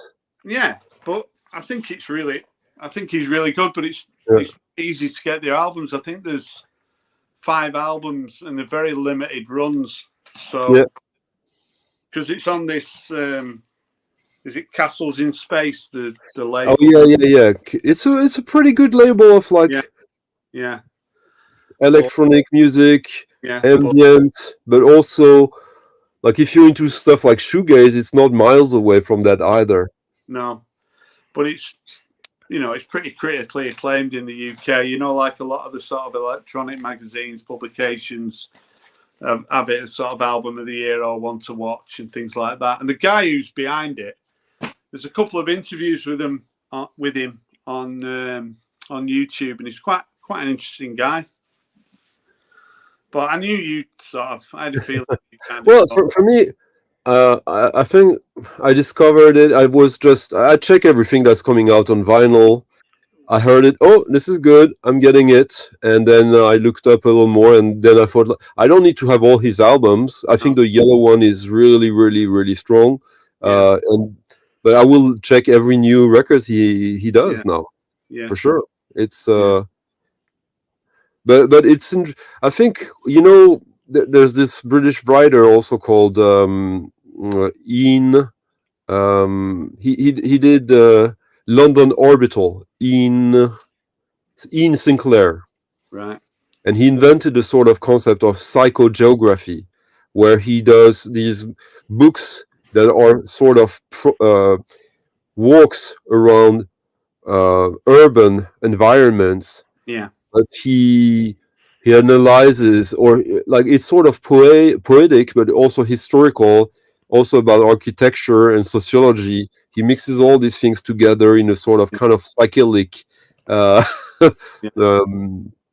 magic. It's a bit connected to Alan Moore in a way as well. But of course, like G.J. Ballard and Michael Moorcock, all of these things that are so British. Yeah. And that are fantastic, and I think are the real heart of British creativity of the second half of the 20th century. Yeah. And when you get bands like Broadcast, probably the most successful with Coil, in bringing to the mainstream, to us, not the mainstream, let's be honest, but to the hipster mainstream. Yeah. This, I don't want to say ideas or concept, but just feelings, like, because then you do whatever you want with them. You don't need to understand it all. That's what I like about all this music is, sure, there's maybe a couple of ways to understand it deeply, yeah, but you can also appreciate it just as it is without the context. yeah. Was there a reaction in the UK, after the big generation in Ginsberg, Kerouac, the stuff mainly in the US and the West Coast? Did it have a certain impact on the way British writers in the 60s? I don't know. Or did it came a little bit after, after the gold rush, as Neil Young? You asking me there? Yeah, because you were probably at school a couple of decades You're after. old. He's asking you because you're old, Rob. No. You're not old. You. Yeah, but I'm not like well read, am I? So you're asking the sort. I know of it's it's like ask me about football, music, girls, maybe the odd movie, but when it comes to writing. Okay, was Kevin Keegan better than George Best? No. Okay. George Best is a good album by The Wedding Present, though. See what I mean? I can flow there, but if you start asking me about stuff like that, then yeah. No worries. My battery's going to be getting really flat pretty quickly. Yeah, so as I said, I won't sure if I won't be next April. I don't you guys will with David. So what's brought on that you're coming over in November? Is it just something you're due to come over to Europe anyway, and you just fitting it in? Yeah. It ends up being like that, but originally I think you were just like taking the big jump, right? Yep. Yeah, let's try. Let's see what we how things will evolve. Yeah. But I wonder, Rob, though, like, so you're kind of famous or infamous for like the car boot sales, and so which in most people's mind implies a budget. Yeah. But like, if you go to a place like that, like Den Bosch, how will you approach money? It's not like I buy. I'm not saying it's fair, the reputation. I'm just saying it's a little bit. You play that card a little bit, so people like took the bait a little bit. Yeah, I mean, I'll go to car boot sales, but I'll go to record shops as well. I know. But how much would I take to spend? I mean, I don't know really. I've got as much money as I want to take. I'm not on a budget. Yeah. But do you? I mean, earlier you were writing a record costs as much as you want it to cost. Exactly. Yeah. Which is true and not true. Also, like I know you understand. There's philosophically, it's a good way to look at it, but there are quite a few records where, unfortunately, that attitude kind of hits a sort of. There's not a record that I can't walk away from. If I feel it and it's a price I'm happy to pay, I'll pay it. The reason I go to car boot sales, or I used to go, or when I do go, it's so random. So you can walk around, or you can find some real treasure, and sometimes you see someone looking through a box and you think, oh, I've lost it. Yeah. And then pulling out records that you're not interested in, and they're leaving all the stuff you're interested in behind. So, but there are a lot of people sort of looking for records. I mean, it's the same all over, isn't it? But I always spend crazy amounts of money on records over a year. I mean, it depends what you call crazy. Is spending £2,000 a year on records crazy? To some people it is. To some people it's average. To some people, hold on a sec. £2,000. So that's roughly 180 a month.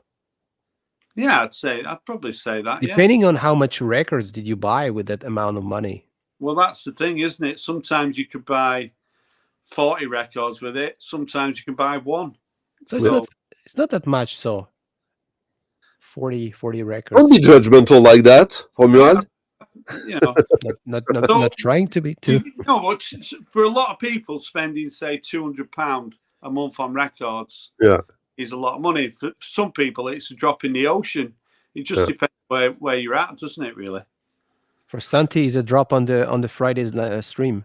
No, for me, it's like I don't have like a regular budget because I don't necessarily have a regular, stable income that I can rely on every single month on the same level. But yeah, I would say that in the past 3 years or so, I probably spent at the very least 400 euros a month in records, at least. Yeah, I mean, I might spend 300, but I don't want to admit to myself that I spent 200. So, and we're all a bit like that. So imagine, maybe I'm not admitting as well. Something. You're about 500, aren't you? But the thing is that, fortunately, we don't have to buy these UHQRs. Yeah, I don't go in for all that crap. You know? So it's just, I'm not even interested in things like that. So, you know, I mean, I went in a record shop today. It's one that I'd kind of heard about, and I worked in the morning and I drove over there, and he had a lot of, so it's called Sticky Black Tarmac, the shop. So it's after a Jam lyric from That's Entertainment, and it's in a place called Lee, which is close to where Elbow are from, the Manchester band. So it was probably about a 40-minute drive. So it's, you know, it's a fair drive. And I got there, and he was a nice guy that had it. He's only probably about 30.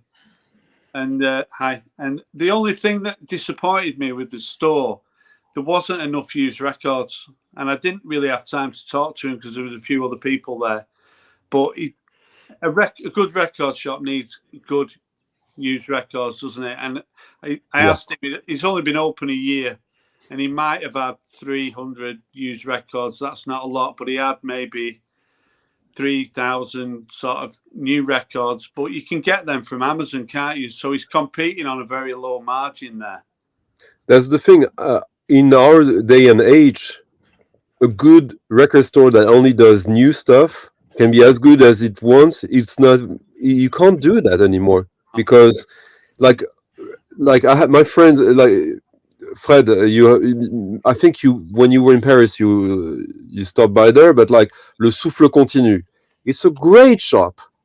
But every time I go there, I know better than them what is going to come out that I'm interested in, because we have so many means to keep informed with the artists, and that most shops that only do new stuff, they're acting. It's almost like un point retrait. How would you say that, Fred? Un point retrait, a delivery point. Like you go and pick up a pickup point. Yeah. Pickup point. Yeah. Pickup corner. Yeah. Yeah. Oh my God! He's waking up. We're seeing it live. Make him big. Hi, Fred. Welcome to the show. Yeah, I wasn't sure what you were talking about for a sec, but it's okay. Un point en retrait, like a step a pickup corner. Pickup corner. I don't know. When you order stuff online and when you go to a store only to pick up your stuff. Un point de retrait. Un point de retrait. Okay. Un point de retrait, oui. Ouais. Okay, I heard un point en retrait. Un point de côté. Yeah. What's the cat's name? Curtis.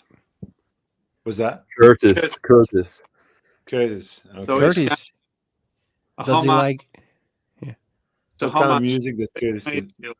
Curtis Mayfield and Ian Curtis. So not Ian Curtis, not Joy Division. Joy Division or Curtis Mayfield, who's probably one of my favorite soul singers. So. Oh no. Now, because of you guys, I'm sure someone, a fucking hipster DJ, will call himself Ian Curtis Mayfield. I was just going to suggest that, but... But is that Igor Vakevich? Like, did you do a theme theme wall behind you, like? No, it's just it just happens to there's 4 heads. Yeah. Did you open an Instagram account or something? What is going on, Fred? No, I don't have an Instagram account. No, it's just on my wall there. This is my Instagram account. It's my own wall. Yeah, I don't need that to justify my existence. I can just. You guys, you were talking. I think it's nice sometimes to look at record sleeves and that gives you inspiration to what to play. For example, I hadn't pulled that Igor Vakevich for a long time off my shelf. So Dr. Faust, c'est ça? Yeah, Dr. Faust. Yeah. And so now I started with Todd Rundgren there, and then it became Trat Mass Replica there, and then there's Matt Villain, and then Dr. Faust. But before we lose that, Fred, you guys were talking about the wedding present, I think. Yeah. I saw them live one time in Paris. I think it was 93, 92 or 93, so already kind of late in the game. Yeah. But the show was at l'Élysée Montmartre, which is a pretty big venue. And the opening band was Stereolab, and the opening band to the opening band was Pram. So it was Pram, Stereolab, and Wedding Present. That was pretty great evening. Yeah, I've got a lot of Wedding Present stuff. You know what? Didn't they do like a 7-inch series, one each month for a year in the mid-90s? Yeah, I've got from 92. I've got most of those, but I picked up there's like a compilation double album with them all on. There's the B-sides with the cover versions, which were pretty good as well. So, but they did it again. They did it again in 2022, didn't they? Released, but the singles were like about 14 quid for the singles, which is quite expensive. Yeah, back then it was like half a quid. Yeah, they were like 1.99 when they came out, 92.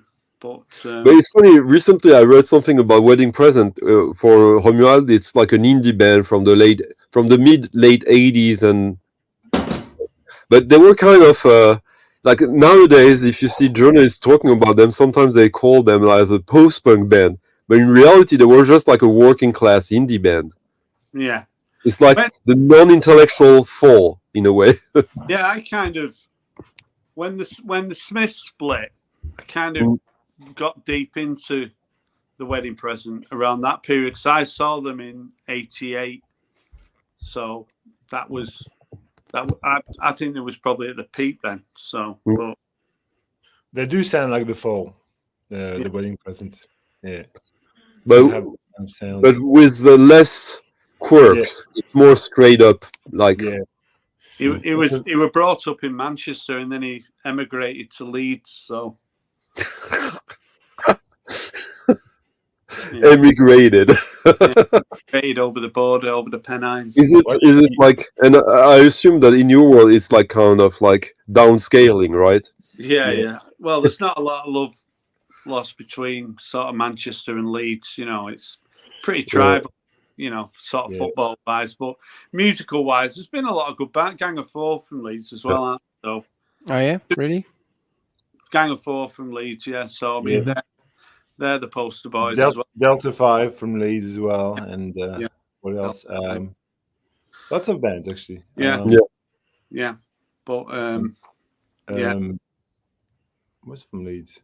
Come to me. Well, Delta 5, the Gang of Four, all these kinds of there's a few, I can think of Sheffield more than Leeds. Yeah, exactly. Sheffield. Yeah, I don't know why they're next to each other too. So, I was thinking about it. I was reading about a band the other day that was from Sheffield. I can't remember which one. A band I love, but yeah. Cabaret Voltaire, no. No, they're from Sheffield. Voltaire from Sheffield, yeah.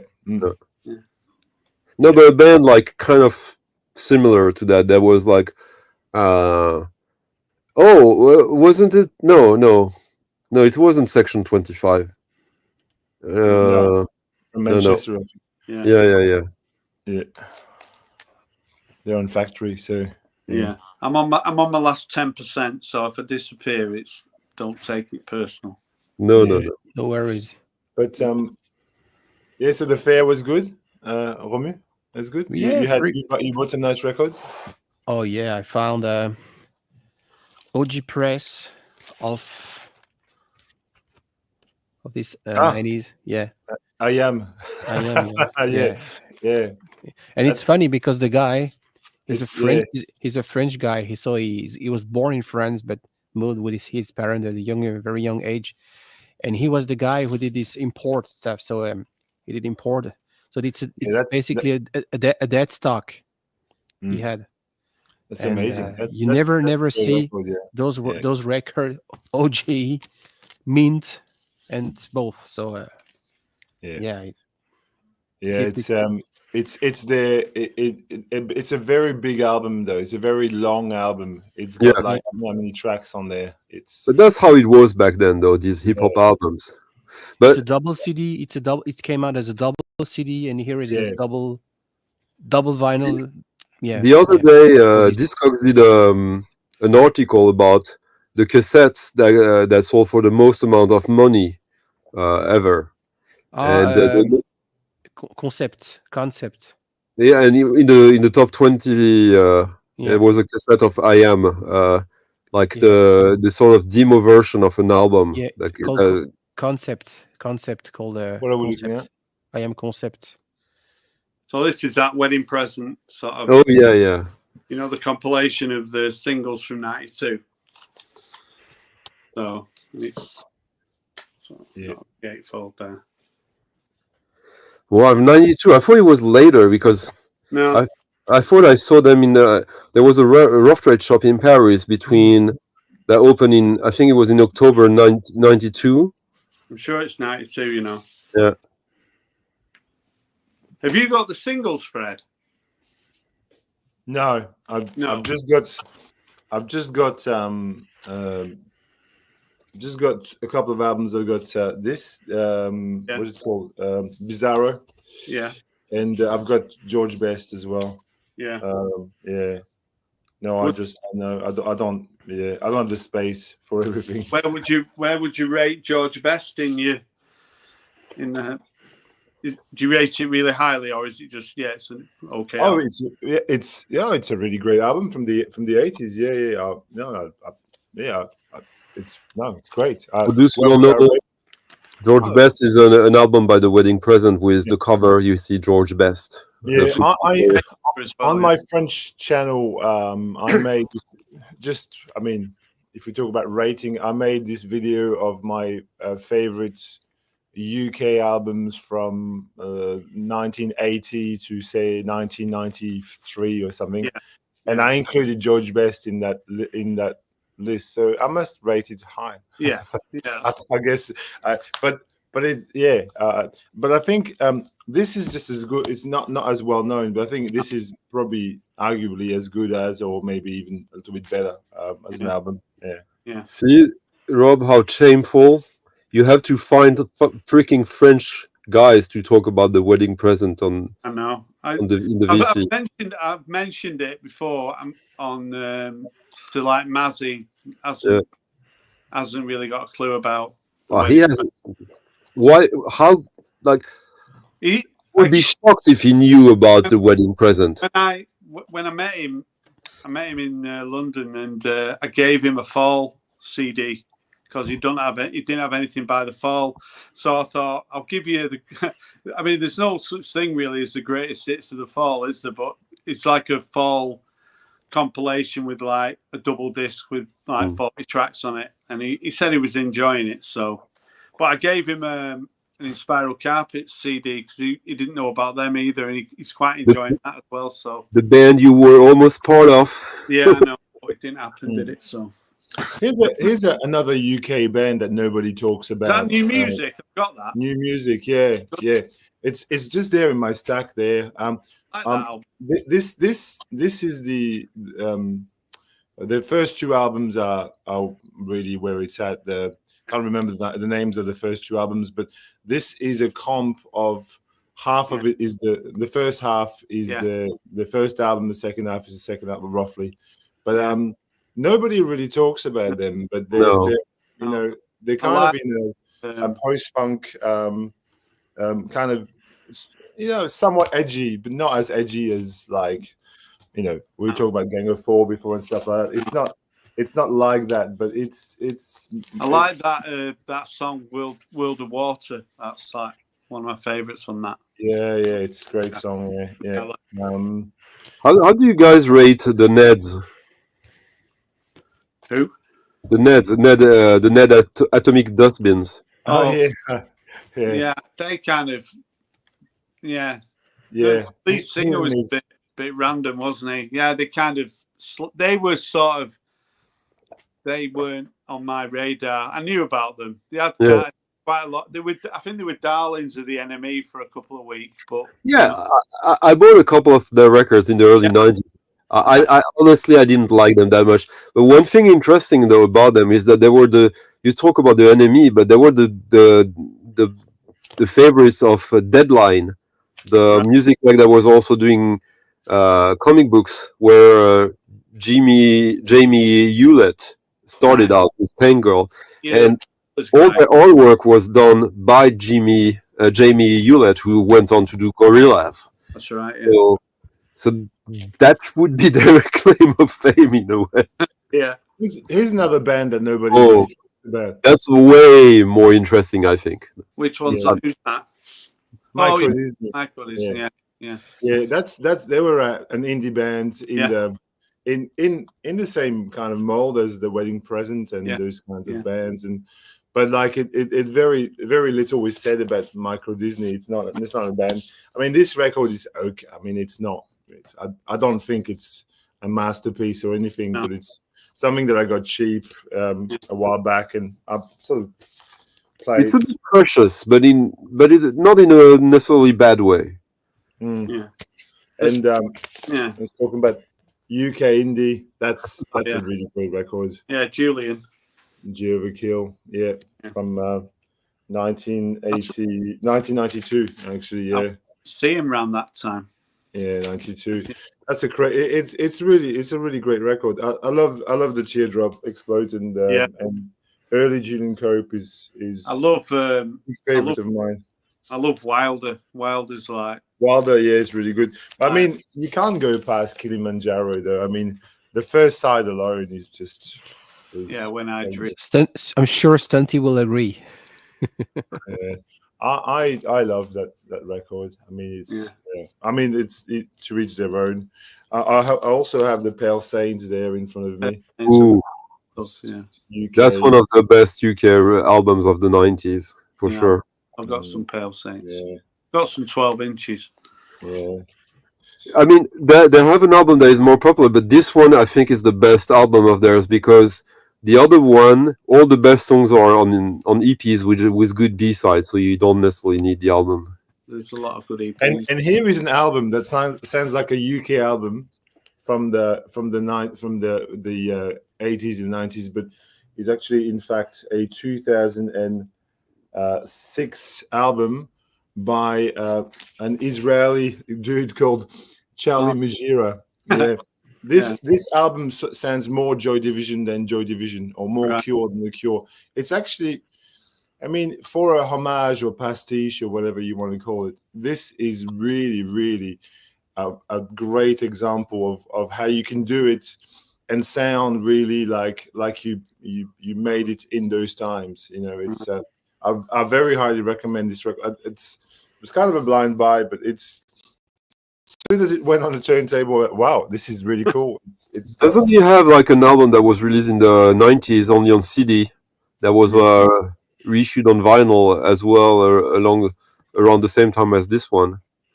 Yeah, I've only got this one. I don't know any other ones, but it's kind of like a blind buy, you know. So about the Joy Division thing, there's a Swedish band called Distel that is kind of the hardest and most minimal edge of Joy Division, but that's the closest I've found of something that is like Joy Division, like without being a pastiche. Yeah. And it's not Charlie Majira is not really a pastiche of it. Do they recall Distel? It's more I feel that it's more a homage than anything else. But he makes his own thing out of it. It's not like he's just like stupidly repeating what Joy Division was doing. He invents something new with it, but it's really quite clever. And again, it's not something that I would listen to every day, but it's okay. It's nice. Yeah. I just rewatched earlier this week the Control movie. Oh yeah, 2007. I feel 24 Hour Party People was such a much better movie than you think? Control. Yeah, in every way. Yeah. 24 Hour Party People is the movie that I can quote the most often. Like everything is quotable in it. It's almost my favorite line being then when Martin Hannett discovers how much money Factory Records has spent. He turns around to Tony Wilson and says to him, "Well, we've got nothing in common. I'm a genius. You're a wankers. You'll never see me again. You don't deserve to see me again." I wanted to say this to people so many times, but it's difficult to say, difficult to place into a conversation. Yeah. You can say it to me if you want to. It's no worries. You already sent me 2 CCLTs. I won't reply with something bad. No, but it's all right. Yeah. I wouldn't say that to you. Stunty though, I would. I'm gonna go because my phone's gonna. Yeah. I'm gonna go soon too. I have to go eat something and prepare for. We'll be ending the stream. It's like almost 3 hours and 30 minutes. So nice to meet you, Fred. Nice to meet you, Rob. See you later, Stunty. See you, Rami. Later in Dunbush. Yeah. Have fun. Yeah. Oh, oh, it's our joke. It's our joke. Nobody understands. But it's nice. It's nice to. I woke up this morning and I found this one finally at the fair at the show. It's an absolutely wonderful record. Stunty won't agree, but we don't care. This is a masterpiece. It's such a great record. The other day I walked into a shop and the record attendant there was playing No Other, and as soon as I walked in, I thought, "Oh, this is really a great record." It's one of these things where if you're familiar with it, it becomes this kind of like instant classic. It is. It's a fun record. This morning I went to listen. I've had listened to it years ago. One time, I went to listen to the China Crisis record you were talking about. Yeah, listen. The first track is not great. If you put the first track on, it sounds a bit thin. But then as the record unfolds, I listened to the first 5 tracks or so, and it felt a little bit like synthetic new wave and not post-punk. It's more than that. It's got some elements of ambient pop. It's got some elements of art pop. It reminds me in places of early Talking Heads. Like I think.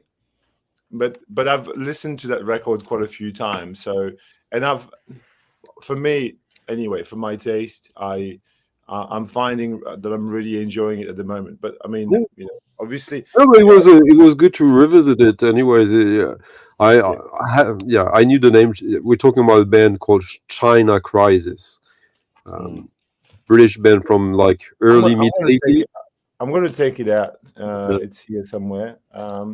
I can find here it is. I think it's their first LP, and I think it's before they became, they became quite a big deal later on.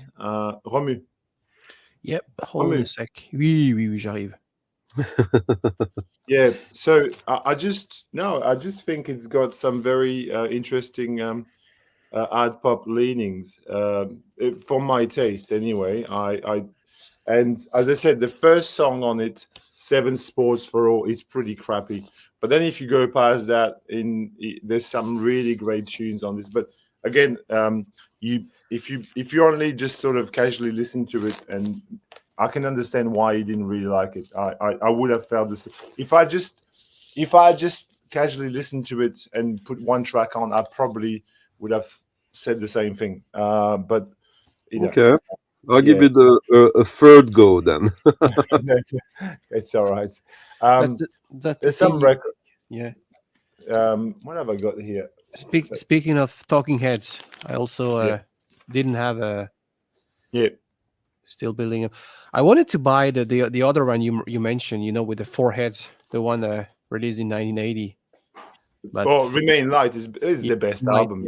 Yeah. But I found this and wonderful. It's got everything. It's got Isimbra. City. No, well, it's got cities, and it's got life with life after life during wartime. Yeah. Life during wartime, which is amazing. And if you've ever seen the film that they've made, what is it called? They made a soundtrack, but there's the part where they play that song in the movie is amazing. They're all dancing on stage. It's crazy. You'd pay a lot of money to see that live. The name of this band is no. Was it? No, I can't remember the film. But if we're all showing records, then I'll grab the closest one here. Yeah, show us. Which is what have we got? Hey, voila. Blind. It's basically the recording of an American fighter plane who's bombing Iraq during the first war of Iraq, and it's the conversation between him and his command in his military command.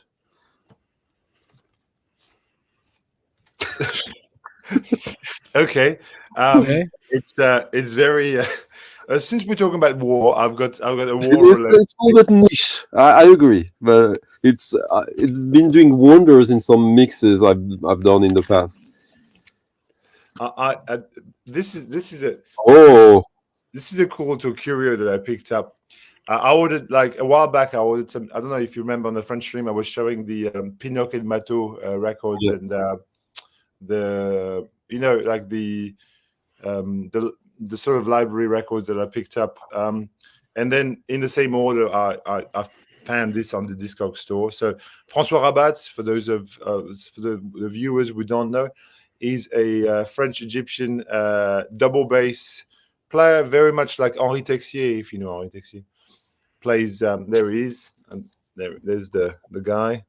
And this is cool because it's gonna. So that's the 7, which is good. And then it comes with this book here. It's an amazing piece of so the book sort of unfolds, and then you've got some Picasso in there, which is super cool. Oh yeah. I know the records that they used to produce in the 70s. It's amazing, really, when you think about the amount of detail and love and care that was put into making something like this. It's amazing. Anyway, there you go. Is that a cheap record or something you have to? That was super cheap. Yeah. It was just. I must have paid what. 10 euros for it or something. That wasn't really expensive. Is the music is it exclusive to this, or is it like I think it is, yeah. I think it's an exclusive thing that was done as a sort of like it was done by a foundation of some kind, 90th 90e anniversaire of I don't know what, I can't remember what. I love it. Moshinaim est heureux de vous adresser ses meilleurs vœux pour l'année nouvelle et de vous annoncer la distribution. I love how they did those things. It's just that's communication, right? Yeah. It's I mean, like when I saw this in the store, I thought I'll just take a chance. I didn't know it came with a book and everything. I just when it arrived, I was like, wow, that's so cool. I have most of his albums, François Rabat, but this one I probably overlooked it because of the format, but I'm definitely gonna get it, I think. I don't think I need to listen to it. I was listening to this too, which is not an original; it's a repress. But really, really, for those of you who don't know, Théâtre Noir, yeah.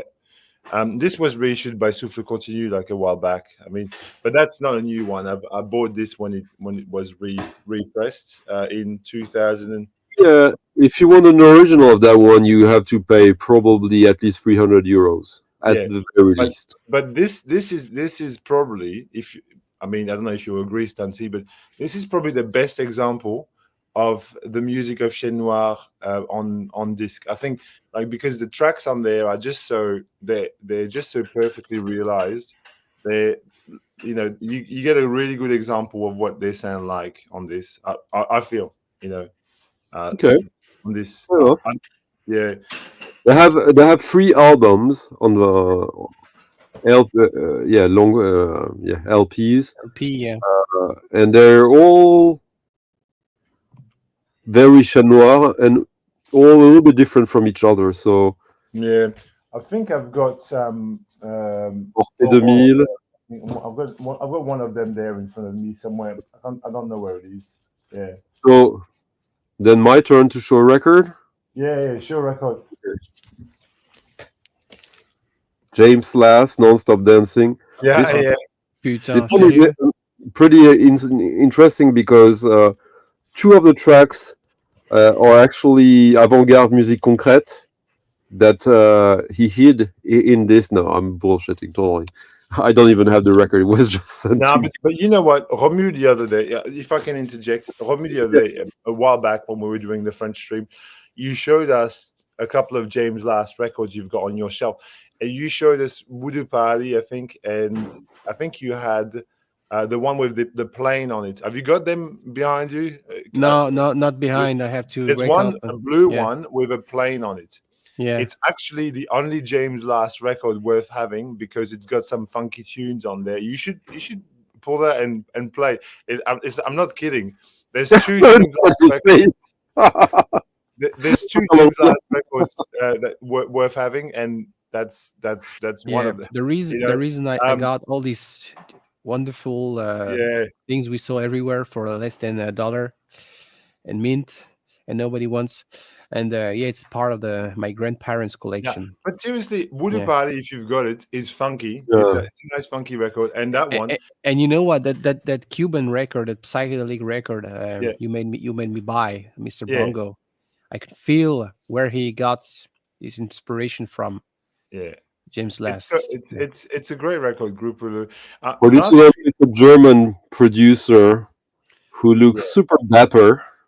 Yeah, and he managed to survive everything. He's basically he went through the which decades? Quite a few decades, right? Late 60s, 70s, early 80s. Yeah.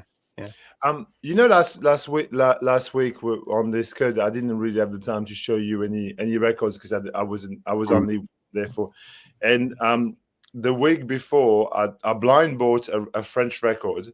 It's not very good. You're gonna laugh. I was in a store in the city, and I found this record for really cheap, right? And I bought it. So this is Jacques Bertin, which is he's a French. Do you know Jacques Bertin, French singer-songwriter? Stunty, no. You know? No. Yeah, I know. It's that I don't pay attention to him. It's very left bank, kind of like a rive gauche, type chanson, yeah. And I bought it because you look at the credits. Look at who's playing. Siegfried Kessler, Michel Roch, yeah.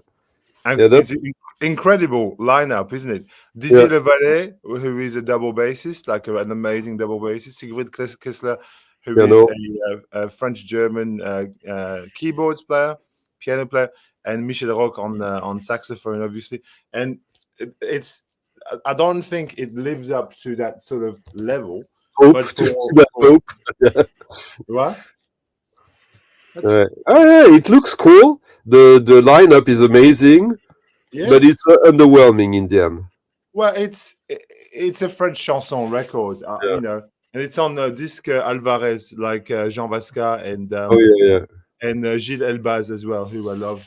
They're both on that. But I thought, it's a cool thing, like in Melbourne, to find a record like this I think it was like $10, which is cheap here. It's cool to find, Yeah. It's just, yeah. No, but it's sometimes you find things that are really weird and really, really strange. Yeah. You don't have to tell me. But what else have I been listening to? Okay, no, my turn. Allez, dans les... Voilà. Jean Genet, yeah. Ouais. Voilà. Condamné à mort, mise en musique par Hélène Martin. That must be really joyful. Yeah, exactly. Look at him. He looks really just like totally depressed. Yeah, but come on. If you saw that in the shop, Fred. Yeah, I might get it. Yeah, possibly. Yeah. It's kind of cool. Yeah. But Hélène Martin, she did stuff with with an electroacoustic guy who was also on these kind of same labels. But it's funny, like I see this right by Inherent Vice, like the Smile lately. Oh yeah. So what is this? A movie soundtrack? Yeah. Paul Thomas Anderson. Yeah. This was a giveaway at the hotel I was staying at in London. I think the last gig I did with my former band, and each room had a turntable, and it was like a hipster hotel or something, and they gave me away that, or maybe they didn't, and I took it. I don't know. It was always a little bit unclear, but yeah. Cool. Hey, I will be wrapping up. I think now it's time to hit the button. Okay. Yeah. We can keep chatting for 5 minutes afterwards anyway. Yeah, sure. It's okay. Thanks everyone for tuning in. Still 20 people. Stay tuned for next chapter.